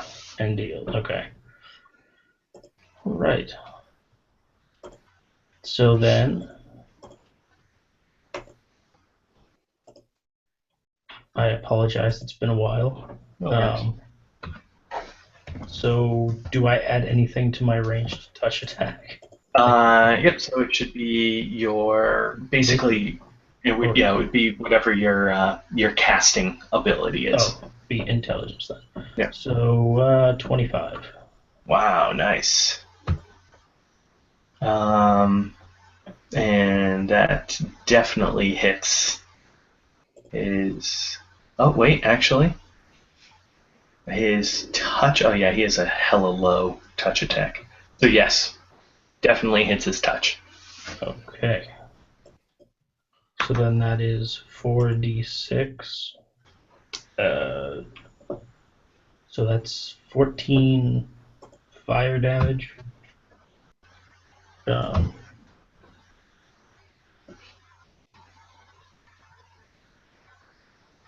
Yeah. Not bad. All right. So you let this off, and now go ahead and give me an extra 2d6. It's a trap. Don't do it. Oh, I know it is. I know it is. 6. 6, nice. All right.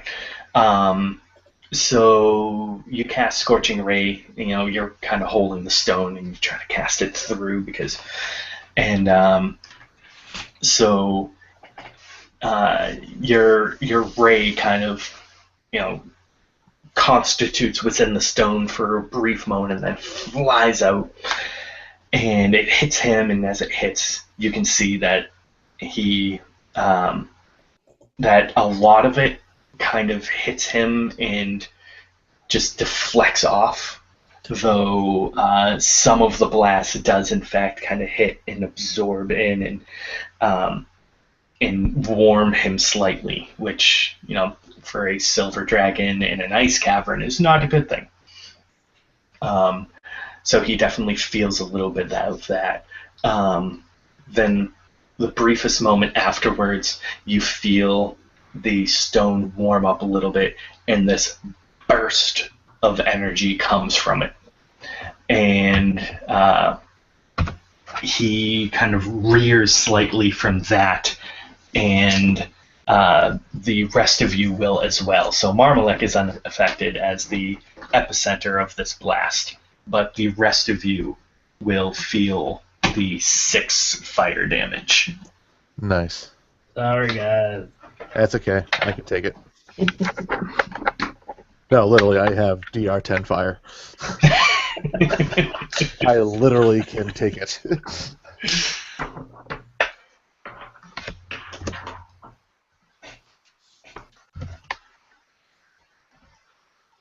All right, is there anything else you want to do? Nope. All right. Dorian. Well, I got my shield ready to go, and I'm going to need myself a weapon. So what I will do is I'm actually going to cast Produce Flame in my hand. Okay. So you guys will actually see, similar to before, like when Dorian created the light in his hand, rather this time now, it is actually an open flame that not only is like originating and growing from the palm of Dorian's hand, but is actually engulfing his whole hand and up his arm, maybe about to the middle of his forearm. And I will actually move up to the dragon and ready to attack, but I will not, because I can't. Okay. So now his turn that he's kind of reared up now, and his wings spread, and he comes up, and you see him take this deep breath in, and kind of a whiteness begin to emanate in his throat. And he then lets out this kind of snort that 2 streams of air shoot from his nose, and he punches down onto the ground with a drop, and this giant breath of air comes from him. And when it does, you can see that the air around you crystallizes as he does so. And how about everyone go ahead and give me a fortitude save? Oh, this will be fun.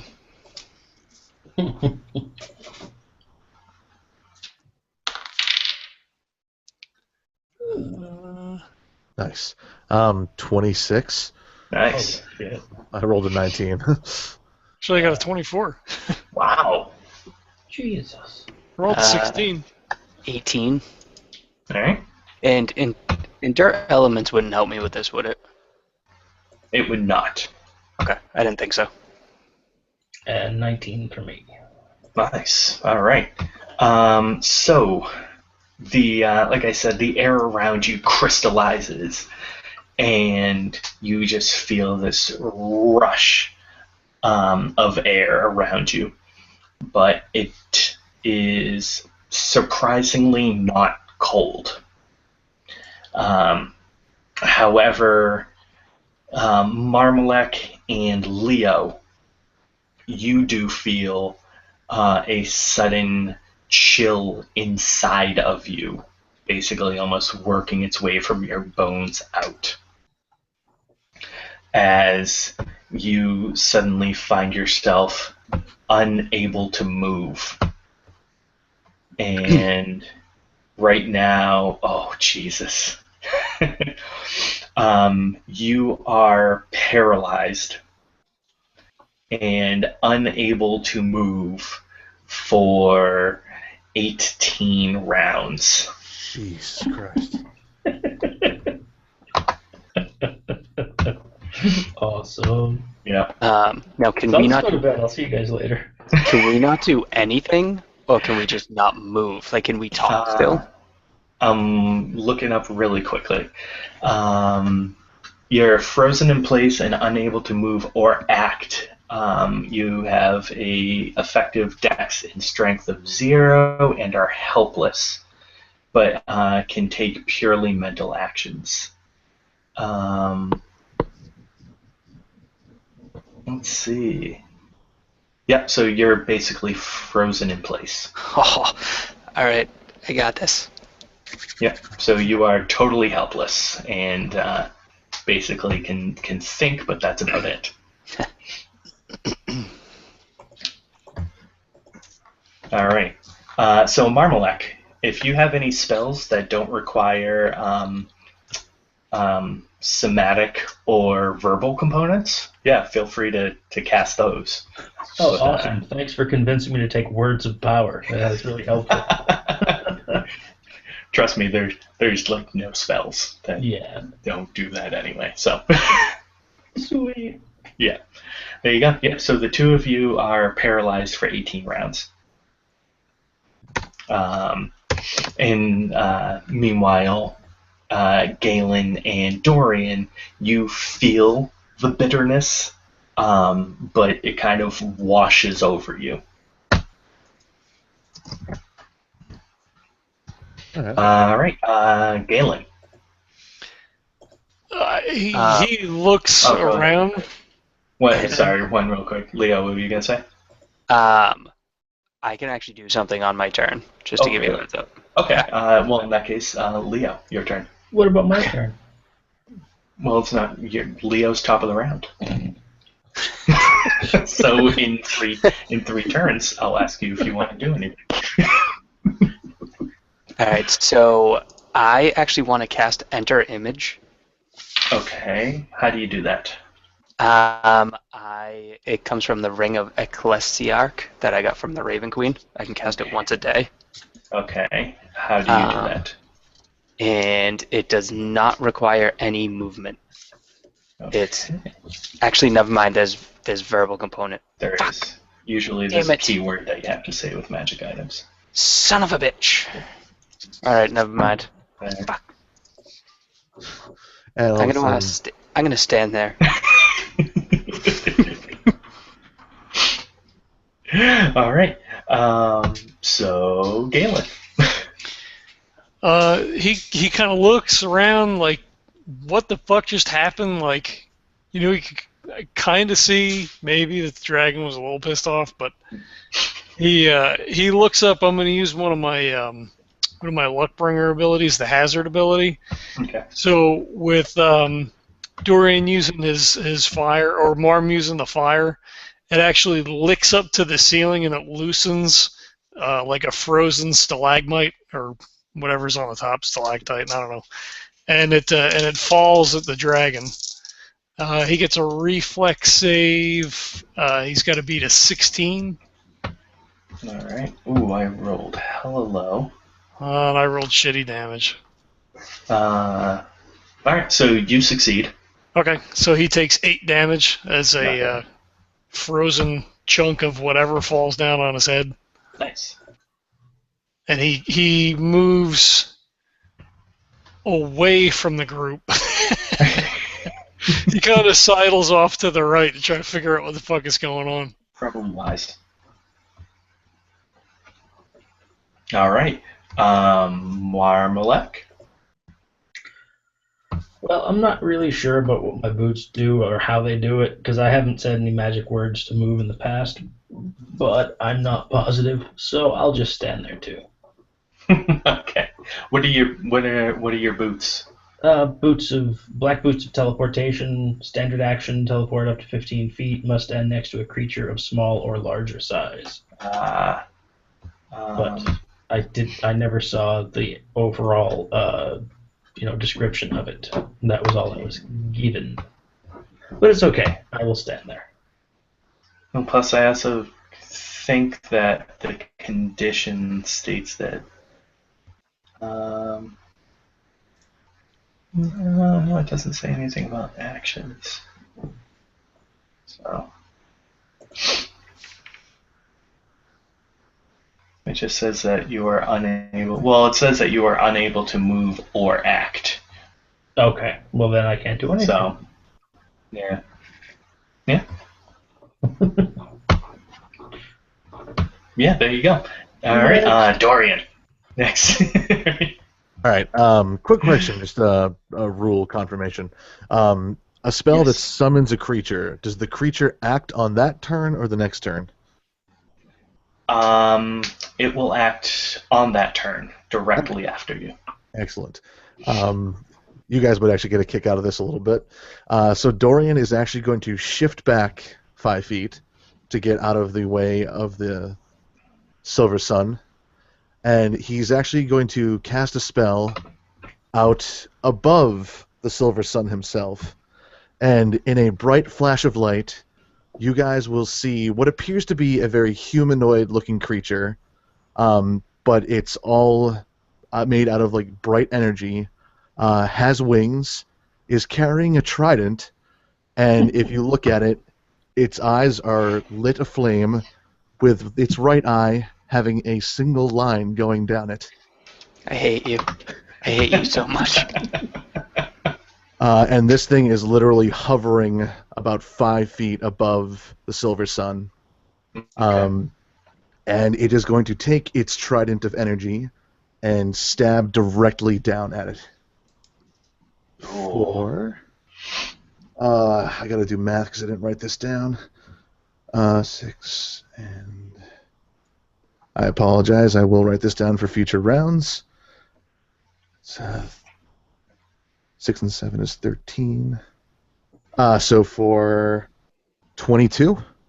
Nice. Does that hit? Oh, you're talking. Oh, as a hit? Yes. Oh, I thought you were. Oh, yeah. Why did I skip damage completely? I'll be more than happy to allow him to take that much damage. Sorry about that. So 22. The trident will come down and connect with the scales on the back, but is unable to push through. I'm also going to throw this out there just because I don't know if this is going to affect it at all. Sure. It is I guess it's an incorporeal creature. Okay. So I don't know if it bypasses armor. I had no idea. I thought it does. Well, it doesn't actually have armor anyway, but Yeah, I think it's true. it's natural. I'm looking up. Yeah. Incorporeal. Let's see. I thought they just had like a 50% chance to hit or something. Oh, here we go. Uh, It strikes as a spell, not a weapon, so it bypasses DR Oh. and can affect incorporeal creatures. so it bypasses DR, but it doesn't actually Yeah. bypass armor or anything. Right. Yeah. But the fact that it works as a spell, it doesn't matter. Well, it's still, even if it's a spell, it's still, like even like a touch range attack still goes off of Mhm. AC. So, yeah, and that 50% chance is actually you're half right, Bessie. It's actually to hit that creature. So I knew when that's you're something. attempting to attack an incorporeal creature, you have a 50% chance of hitting it. Alrighty then. So it's close. Yeah, there you go. Yeah. Considering I haven't read anything about Pathfinder in a long time. Yeah. Right. Close enough. Right. All right. Well, technically, because it didn't move, its attack should be a full round action, correct? Yes. All right, so it does get a second attack then. All right. Probably not. Actually, no, not at all. Never mind. Okay. So it tries to slash the trident down again, but Double to stab. no avail. Yeah. Tries to put a little bit more oomph behind it, but Mm-hmm. no oomph was had. Exactly. All right. Okay. So now the sun again rears up, and you see that again the white glow from the throat, and he lets in a deep breath, but this time there is no exhalation of vapor from the nose or anything. He holds it all in his mouth, and you just see this as now this thick fog rushes from his mouth. Why don't you guys go ahead and give me a reflex save? Do I need to as well, or no? Yes, all of you. Okay. Although, well, Can we? Leo and Marm, you could, but you have a 0 dex right now. So the chances that you succeed are literally 0. 21 for Dorian. Ooh. I am fate spin the shit out of that. And I have a couple abilities here, so I want to see what's what. Don't blame you. No. There's one. I'm gonna use Fool's Luck. Okay. Roll 2d20s and take the highest result. 11 and a 7. But my reflex is high, so 11.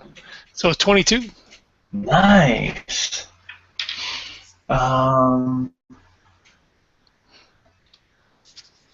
Let's see. Okay, it is half. Let's double checking to make sure if, whether it's reflex or half or not, and it is. All right. So this time he lets out a huge breath of this just chilled air, and you see that all of the air around, especially near his mouth, condenses, and you can actually see bits of ice that kind of form and fly from it. And you're just hit with this wall of immensely cold breath. As Leo and Marmalek, you will take 40 cold damage. Oh, God. And Dorian and Galen will take 20. I'll take none. Evasion for the win. Oh, nice. Nice. He was moving away. Managed to just barely tumble out of the way.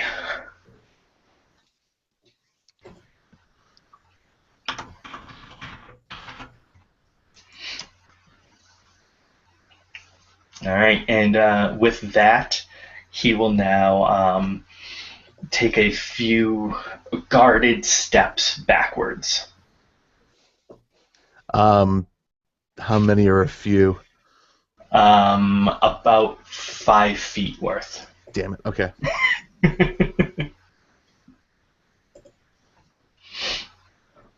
All right. Leo?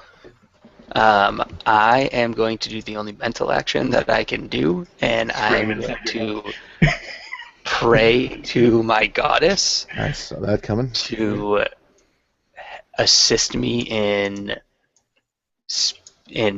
being diplomatic with possibly one of her minions, since she is the goddess of the winter, Mm-hmm.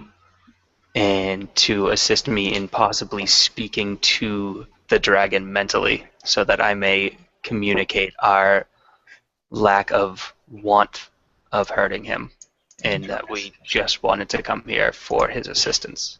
All right. Pick a mental stat and roll me a 20. I have a feeling. I hope that you will pick the one that you feel most associates with this. I'm going to go with charisma Okay. and a 16. Well, I rolled a 14, but with my charisma bonus, it's a Yes. 16. Okay. Alrighty. All right. So we'll brew on that for a little bit. Okay. Galen. Well, shit. He doesn't really want to get toe to toe with it. Probably be wise. I think diplomacy's gone by the wayside at this point. I think. Well, shit. Well, he's gonna do the dumbest thing ever. He's gonna draw out his dagger. He's going to run at the dragon. And if he hits, he's going to activate the Nightmare Boots because it does fire damage. Mhm. So we'll see how that goes. Actually, can I do all that? Because I forget what the action economy is here. I don't know. Is there any type of action to the boots? It says when the wearer... lastly, once per day, when the wearer hits a creature with a melee attack, she can command the boots to ignite. Oh, When so the no, boots there you go. ignite, all creatures within a 5-foot radius take 2d6 points of fire damage. No, so you can draw your weapon and move at the same time, and then it sounds like the activation of the boots for that purpose are an instant. So there's no action required. So yeah, you can do all that. Alrighty, here's hoping. I fucking rolled a crit. Nice. I just dug a new die out of the box. Oh, Jesus. Do we need to confirm or no? No. Okay. I don't even remember what that dagger does. Well, it's a plus 10, so it's actually a 30. Yeah. Well, All it's a right. crit anyway, so. Actually, crit's 1920, so it's double damage, so 2d4, All right. which I have to take out. Mhm. And then I think it's 2d6 for the boots. All right. Go ahead and double that. Alright, so 4d6. I don't think I have 4d6 out here. Alright, gonna make me find more dice. Almost all my d6s are in the back for BattleTech. Alright, let's see. Ooh. Alright, so that's 10. And 6, 16, plus 5, 21. No. What Plus was strength the? bonus, right? Yep. Which probably isn't very much. 0. There you go. How much of that was your dagger? 6. Okay. And then 15 of the fire? Mm-hmm. All right. Oh, wait a minute. He gets a reflex save. For the DC fire. 13 reflex for fire. I rolled a 19. Okay, well, he takes half. There you go. Not bad, though. And then you said it was 6 for the dagger? Yes. Okay. All right. And I have concealment now, so 20% miss chance.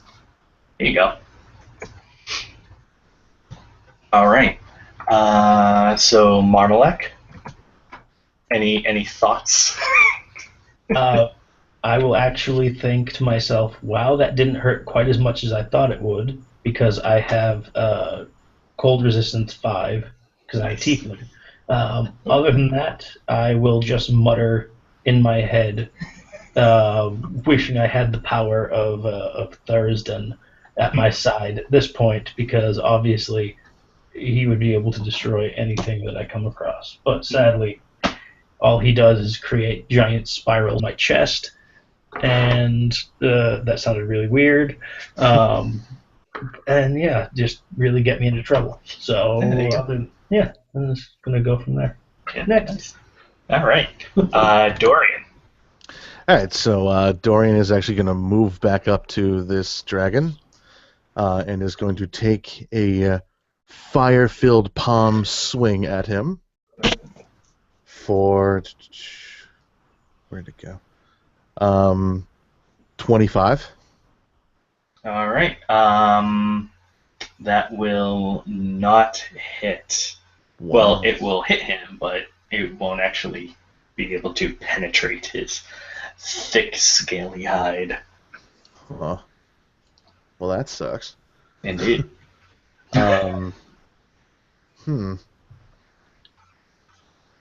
Interesting. Okay. Then it will be my spiritual ally's turn. Okay. Let's see. Nope. And nope. Ah. Just clanging away on this guy. Mm-hmm. All right. So. Real quick though, Okay. that produced flame was a touch attack. Oh, so you have to say that. I apologize. Yeah, in that case, it definitely hits. Okay, good. Jesus Christ. All right, I was gonna say, like, what the fuck is this thing made of? It is a dragon, but still. Let's see. 6. Nice. 11 points of fire damage. Ooh, not bad. I rolled max on it. Yeah. Oh, you want a cookie? Yes, actually. Oh, okay. Yeah. It's okay. You can save it for the girl's birthday party. Okay, I'll do that then. All right. Very nice. All right. So your flame is able to make it, into the little creases between the scales and warm him up slightly. All right. Meanwhile, your ally, your guardian angel of sorts, is unable to make any effect.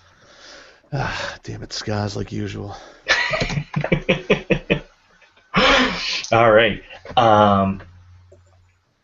So at this point, he will begin to thrash about, and he will take first one claw strike at Dorian, and that will be for a 28. Ouch. Yes. All right. And so let me roll this up really quick. That will be 13 damage. All right. All right. His second claw will begin to swing at Galen.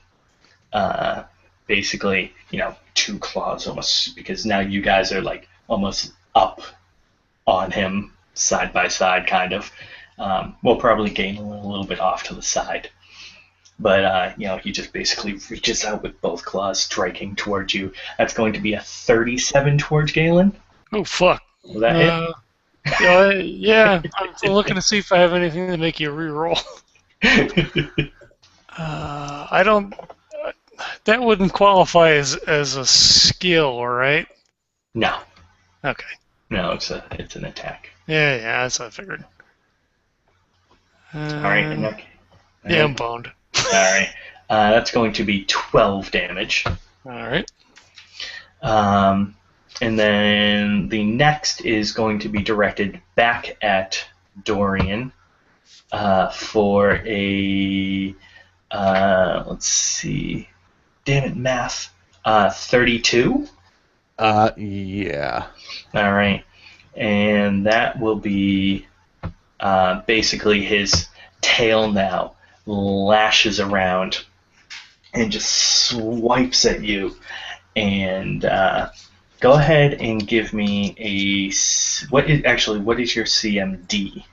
Your combat maneuver defense. 19. 19. All right.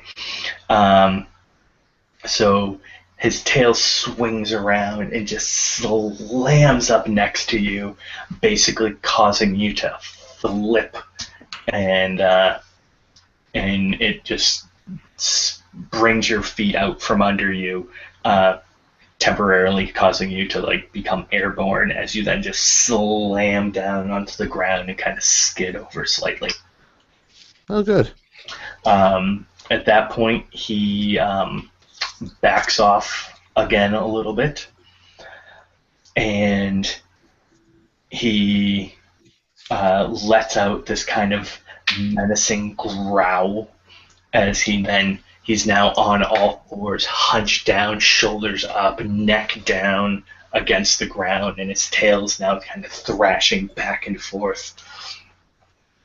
And he just says to you, "Mak tum."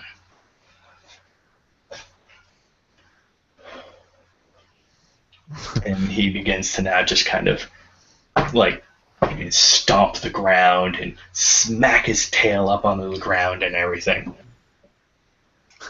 Mom, translation? Leo? Yeah, I'm going to continue previous actions, just professing my faith in my goddess and requesting that she help me communicate with this dragon, please. Let's see. You're going to have a Facebook message. Okay. All right. Okay, so you basically mentally cry out for help. Basically. Basically.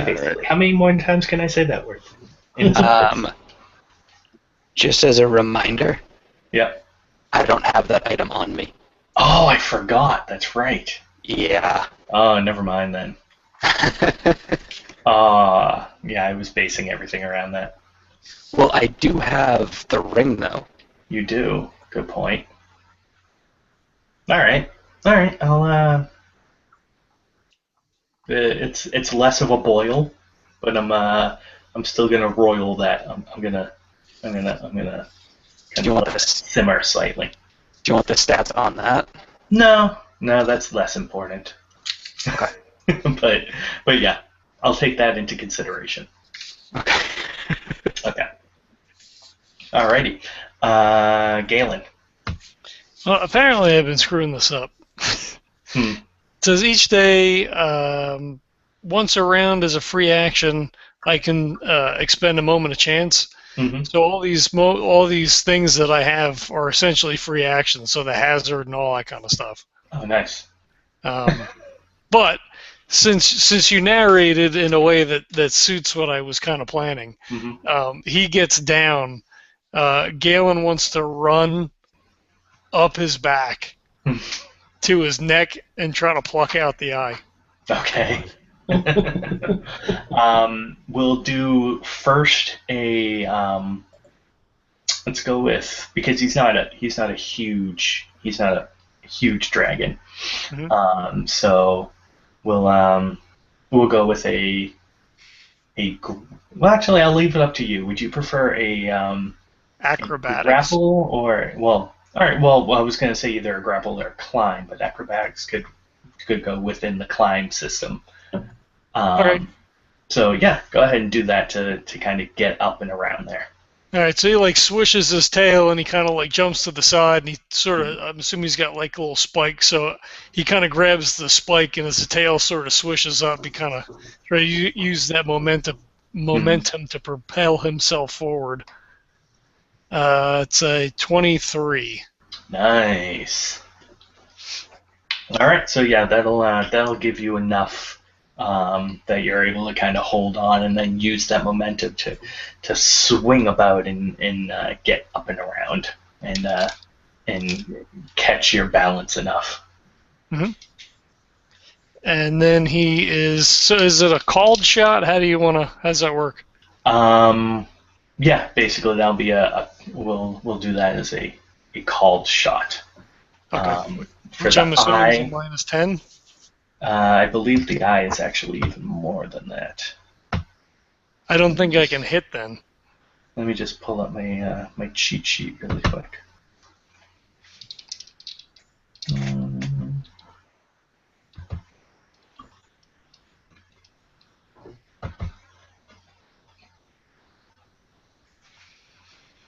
Let's see here. Oh no, it's a negative 10. Yeah, see, I can't hit. I don't think I can hit Yeah. Oh, because you my know, plus to hit's a 10. So yeah. I'd do whatever's Honestly, on the die.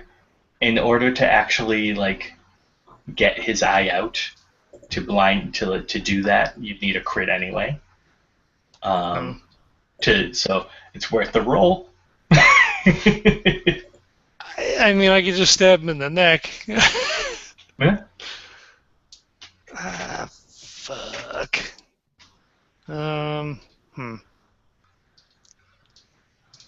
Well, shit. Could I bluff it out of him? Oh, God. You want to fall out, don't you? And his eye just falls out of the socket. All right, I'll take the chance. I'm gonna use the fool's luck. So I'm gonna roll 2d20s. Hopefully one of them is a 20. All right. And I'm just gonna kind of grab onto his neck and 2 and an 8. So as he's thrashing around, I got one arm around his neck and I'm like just taking wild swings with the dagger. I almost got it, guys! I almost got it! Nice. I like it. All right, Marmalak.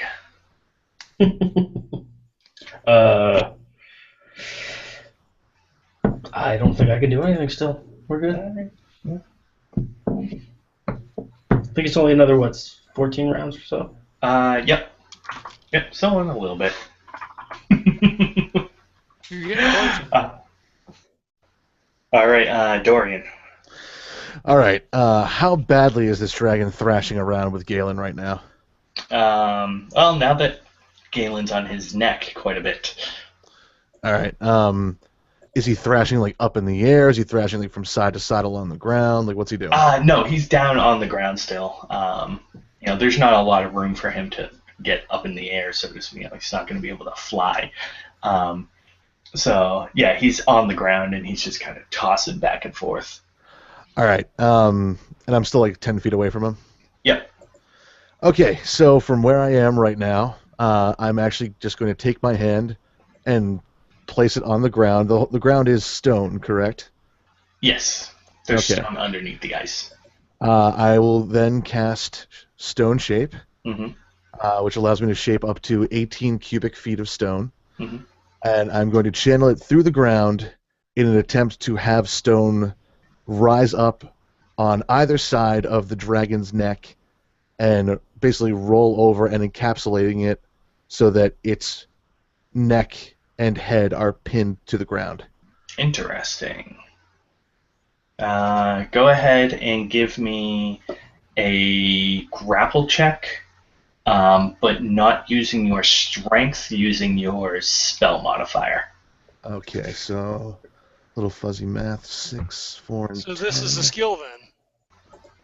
That's a CMB making it Yeah, sound like? it's a combat maneuver roll. Okay. All right. So, Okay, 24. wow, not bad. And see. Not bad, but not good enough. Of course. He's I know. You were close. What was it, like a 25? No, 34. I could have rolled a 20 and never even come close to that. Well, if you roll a 20, it's an automatic success. I could have rolled a 19 and not come even close to that.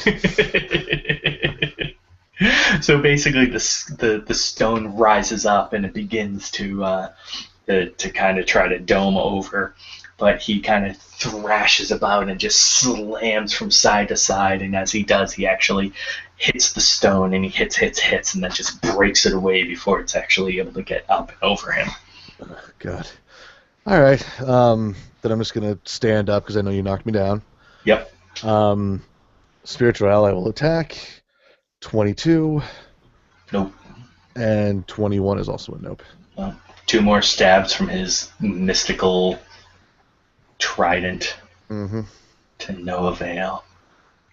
He really is just as useful as the real Skaz, huh? Seriously. Trident and everything. Right? Yeah, I was actually just about to say that.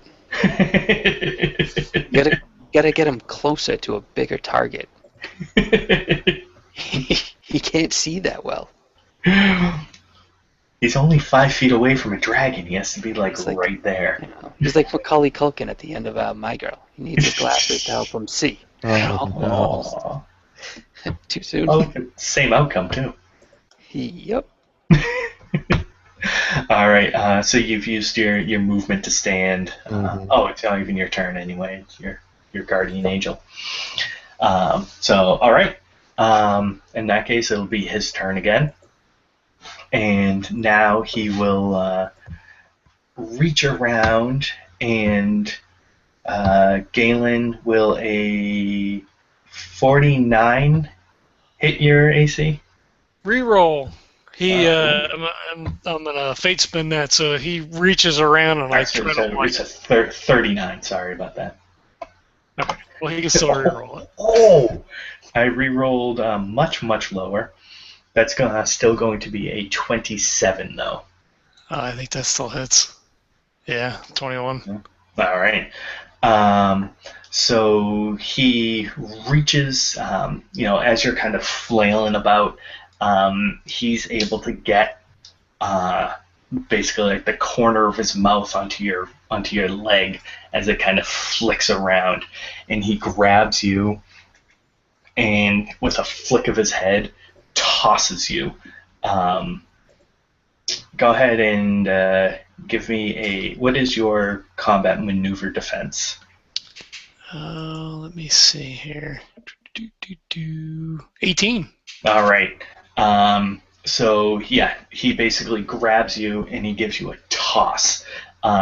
So he basically throws you to the other side of the cave where you originally came in. Basically you hit the ground and go sliding past Marmalek and Leo and slam up against the wall. All right.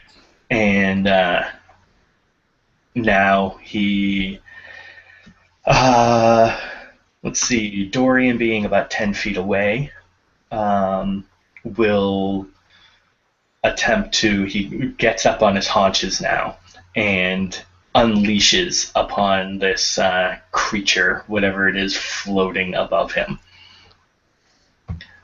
So first roll is horrible. Second, so his first claw just kind of swings wildly, and then he kind of realizes what's above him. So the second one is going to be a 38. Miss.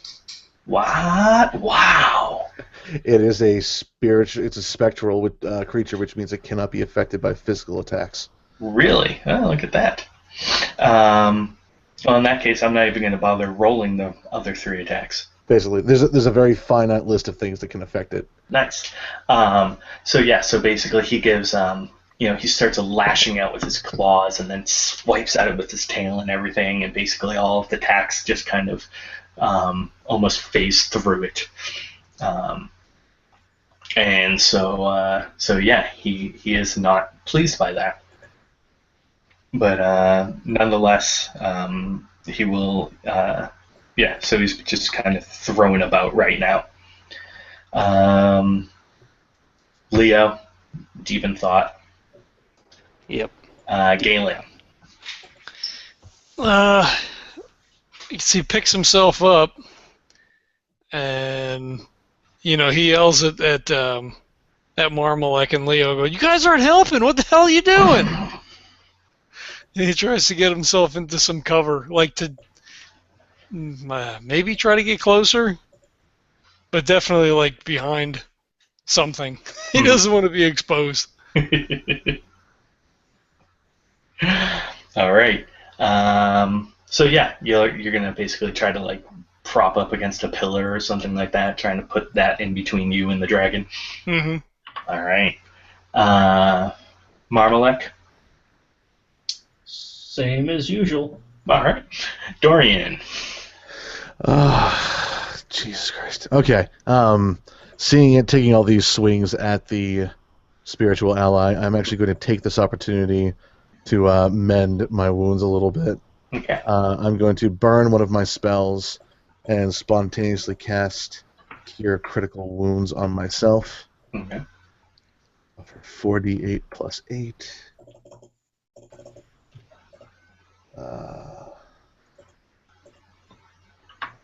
Not bad. That gives me back 25. Nice. And I won't move. I'll just stay where I am for now. Okay. All right. So he. And then my spiritual ally attacks. Oh, that's right. That actually held me up really nicely. Okay, let's see. 26. Hits. Oh, for about fucking time. So that is 8 plus 10 points of force damage. Nice. And second attack, 23. Misses. Bastards. Okay.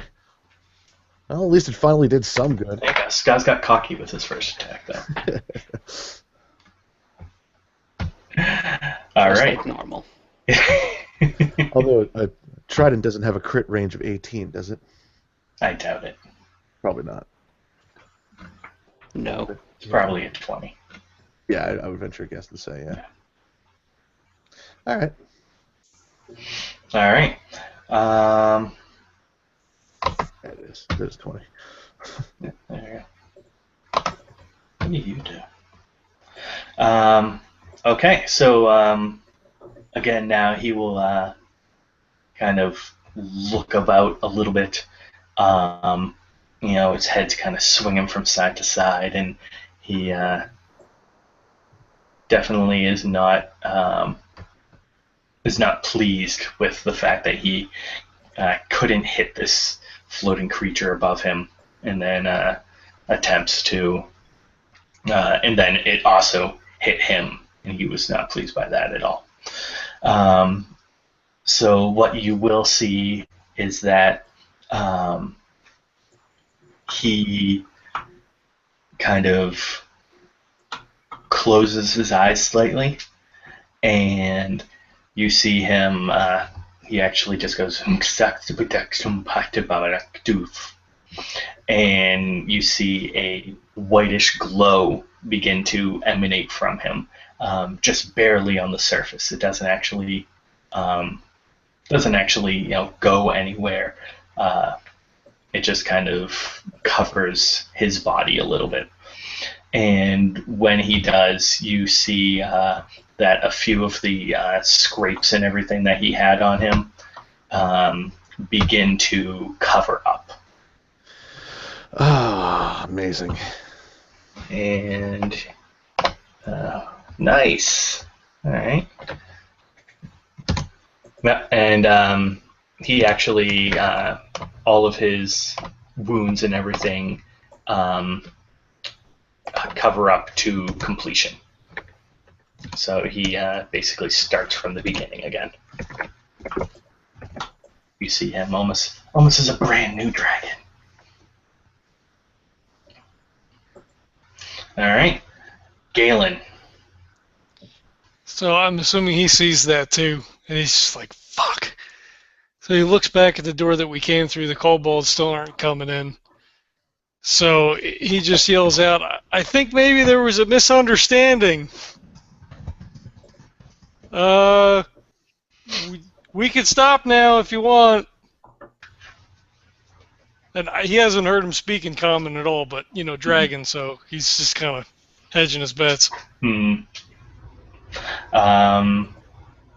You want to chalk that up to a diplomacy check? Yeah, we could do that. All right. It is a skill. Yeah. All right, I will. I'll give myself a +7 on that.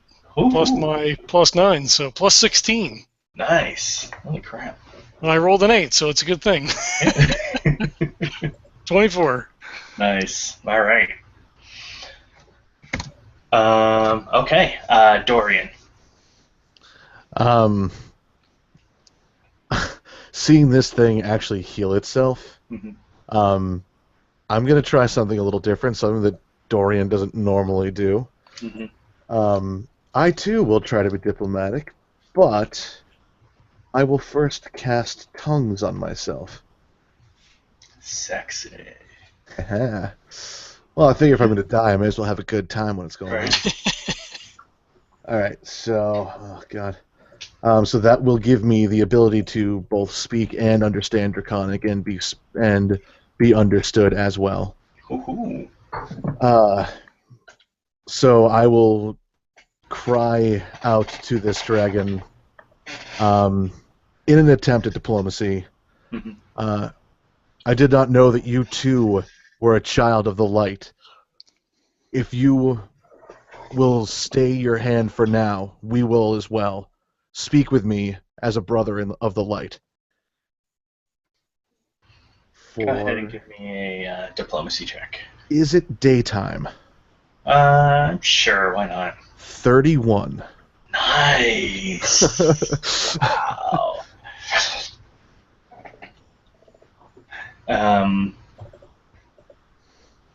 So he says that in Draconic, I am no child of the light.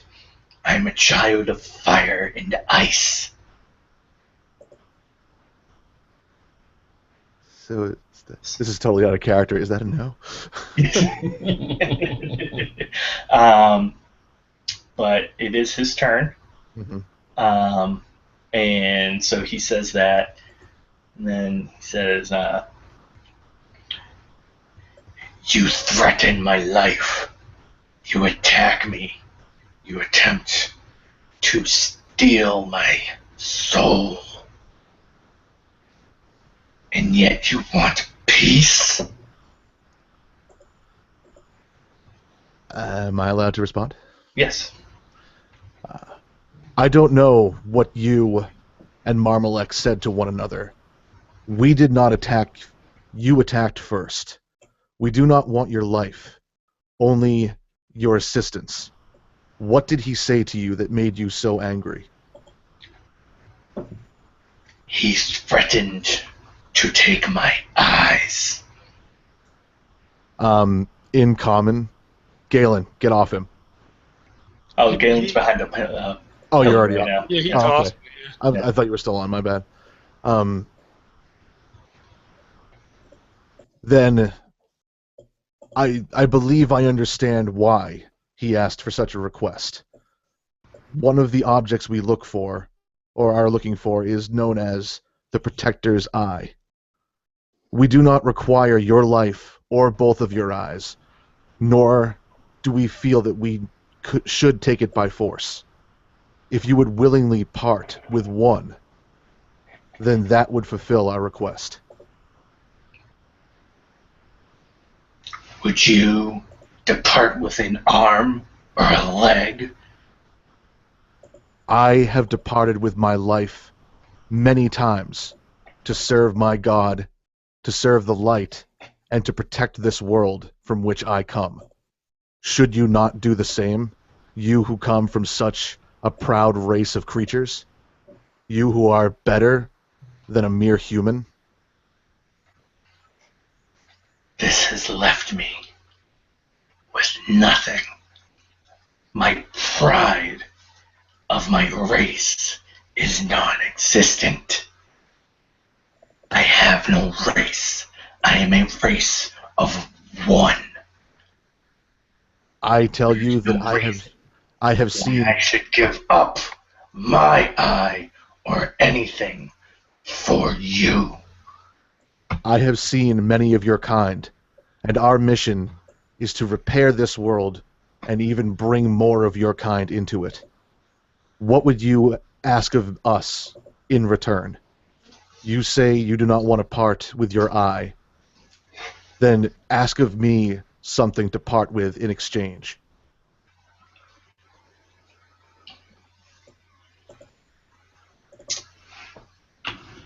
The only way is if you trade with the ability to cure this.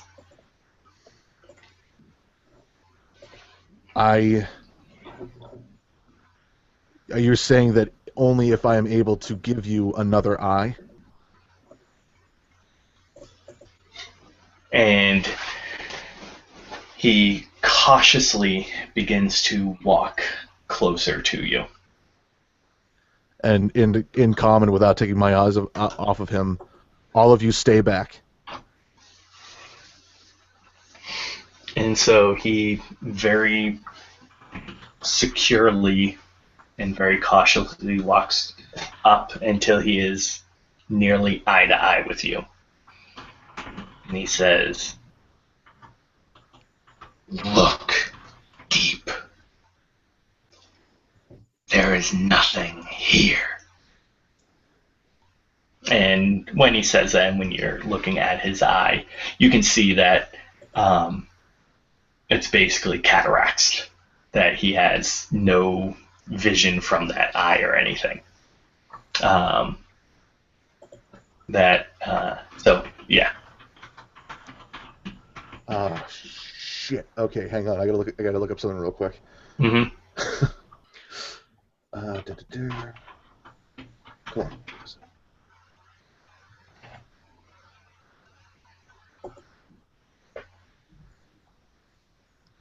Does the dragon at any point say "swear to me"?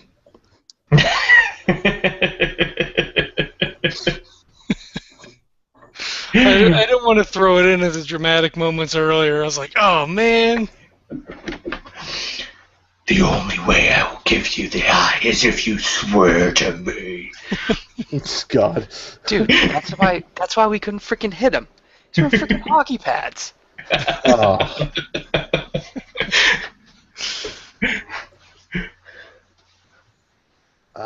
Where is it?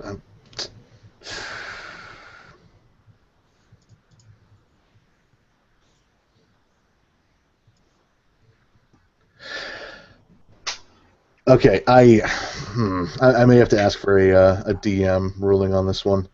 Do it. I do have access to the spell Restoration. Okay. Let me see.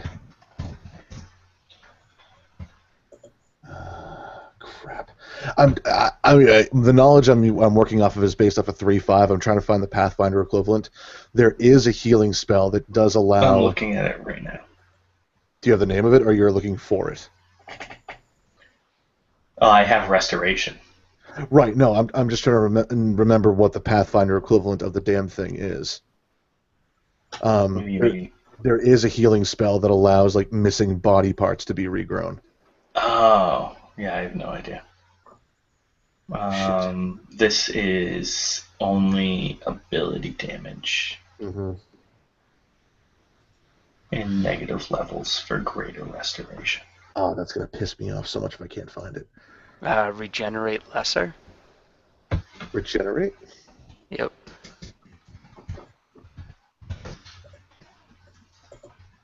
Let's see. Regenerate is a spell. Too high. Yeah, subject severed body members. Oh wait a minute. Broken bones, ruined organs grow back. Yeah, but that's yeah, a that's a- third-party spell too. What's regenerate lesser? That's not. Well, regenerate is a main spell. He's saying here we regenerate elixir. Oh yeah. Yeah. Okay. Oh shit. Level 7. Yeah. Yeah, no, it's a 7th level spell. no wonder Rusk never got an arm back. Mm-hmm. Well, it's not gone. It's just bad.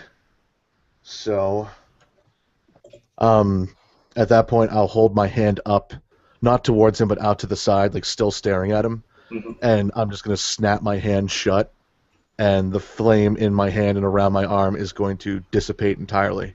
Okay. And I'm going to look at him, still staring him at his eye, and say to him, "Hold still, and I will try."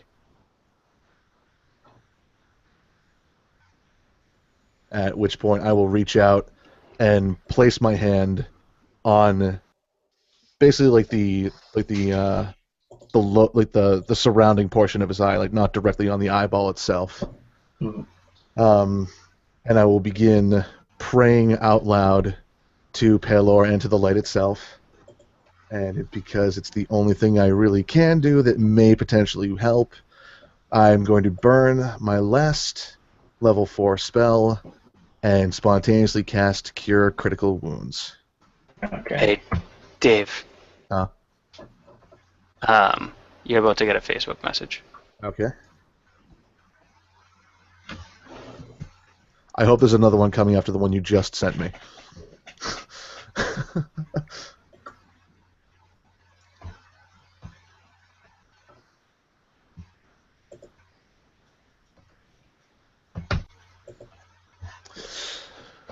Ooh.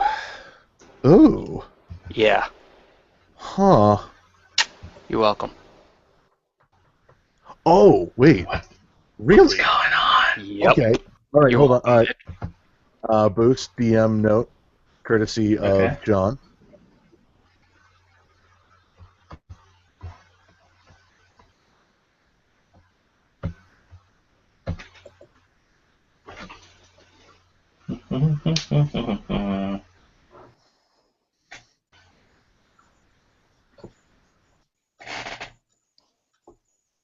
Remove blindness, deafness. Mm-hmm. You can say this stuff out loud. Well, I mean, this, I didn't want to ruin it for the listeners. I wanted a dramatic interlude. Do you have it? I can have it tomorrow No. or in an hour. Yeah. All right. Well, you can convey that to him if you'd like.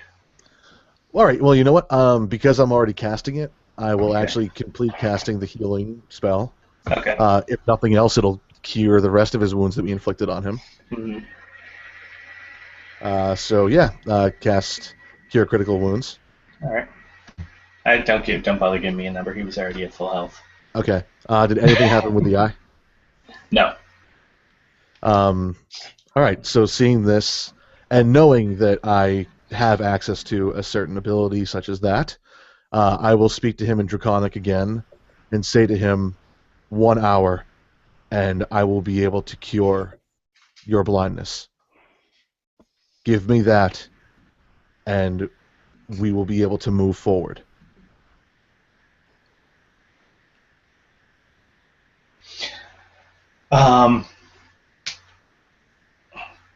So he kind of looks at you wearily, and he says, "What makes you think that my eye is anything special anyway?" I have seen hammers, rocks, daggers, and gems that have all been special. Why should an eyeball be any different than those other mundane objects that would normally be perceived as being mundane? And his head just kind of drops, and he says, "I am the discarded offspring of a great creature. I have been sheltered and shackled here, not for anyone else's protection, and not even for my own. There is nothing special here. And by this point, too, it's probably been enough time, so Marmalek and Leo, the chill has probably left you, and you're beginning to kind of creak back to life. Oh, thank God. We found a stone in a forgotten room where no one had stepped in a countless period of time. We found the gem at the bottom of a well that was long since dried, and that no one would have been able to escape from on their own. It does not matter from where something comes, as long as it is meant to do something great. Even though you consider yourself discarded, there is an opportunity for you to do something great, both for yourself and for this world, and to give yourself a life outside of this room, and with those with whom you share blood.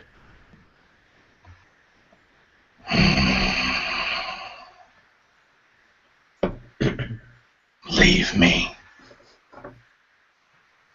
Rest. If this is the true path that you think you still need to take, come back.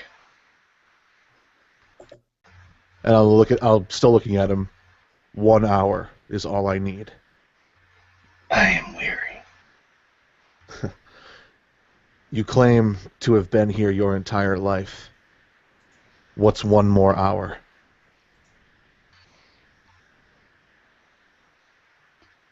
Be that.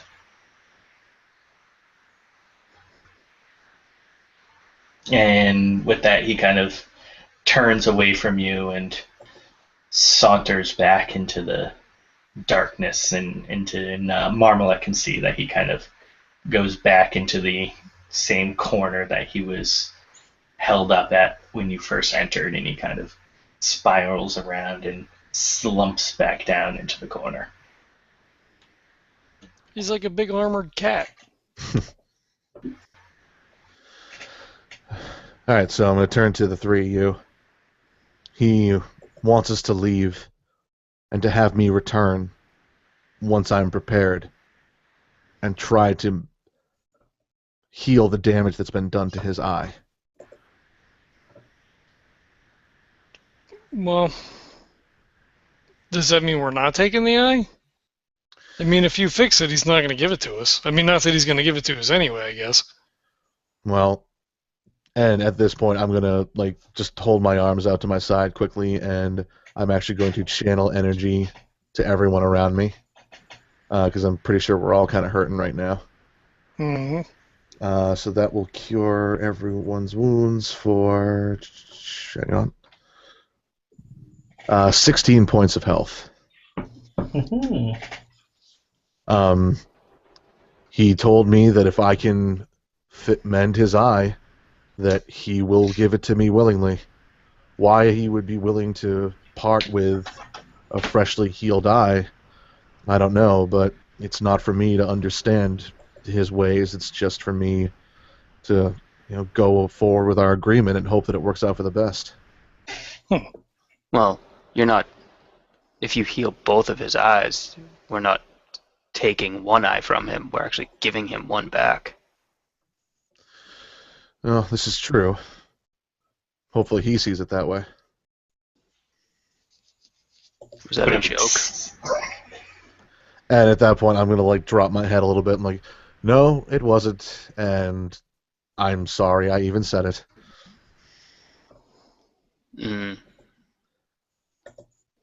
Well, let's go rest then. Yeah. You guys go ahead and rest. I won't be far from here.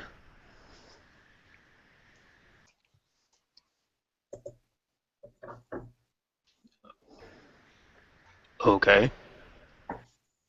Well, I don't want to aggravate him. Normally I would stay right here in the room with him, but he's actually told us all to leave. So Why don't we just go back to the room where the kobolds were praying, and you can pray there.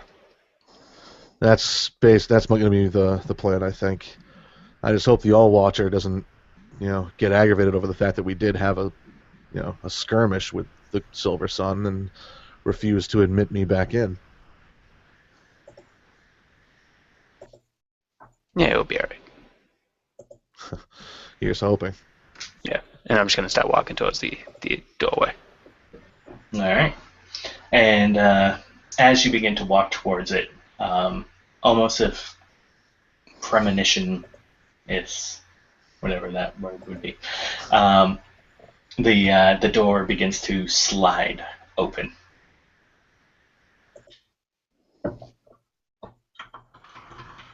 And I'm guessing the four of you walk out. Mm-hmm. Mm-hmm. Okay. Yeah. All right. So you guys are going to rest up for the hour, give him the hour, and then head back on in. Mm-hmm. All right. So you guys will go ahead and rest up, and we'll end it there. All right.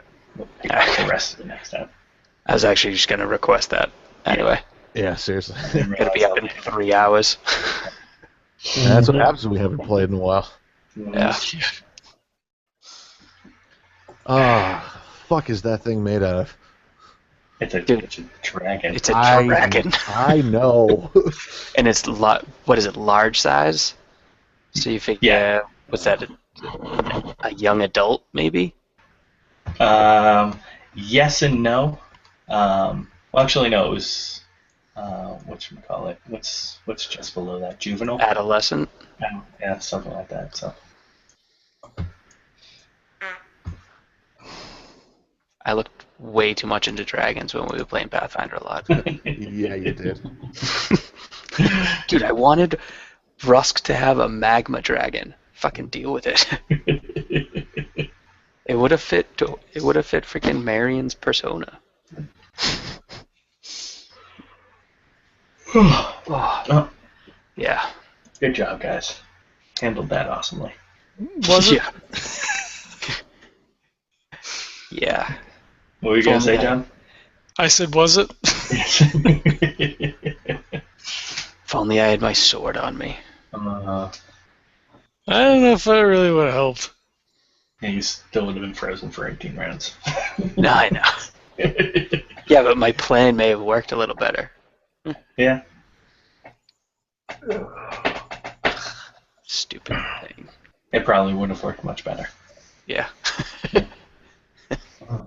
It would have fit perfectly with everything that we talked about. It would have, yeah. All right. Well, Yeah. good job, guys. Alright. Alright. Good night, guys. Yeah, Good everyone except for John, go to sleep. Oh, I right. have to go to sleep too. It's 11. I gotta go to work too. Oh, nice. All All right. right, night, guys.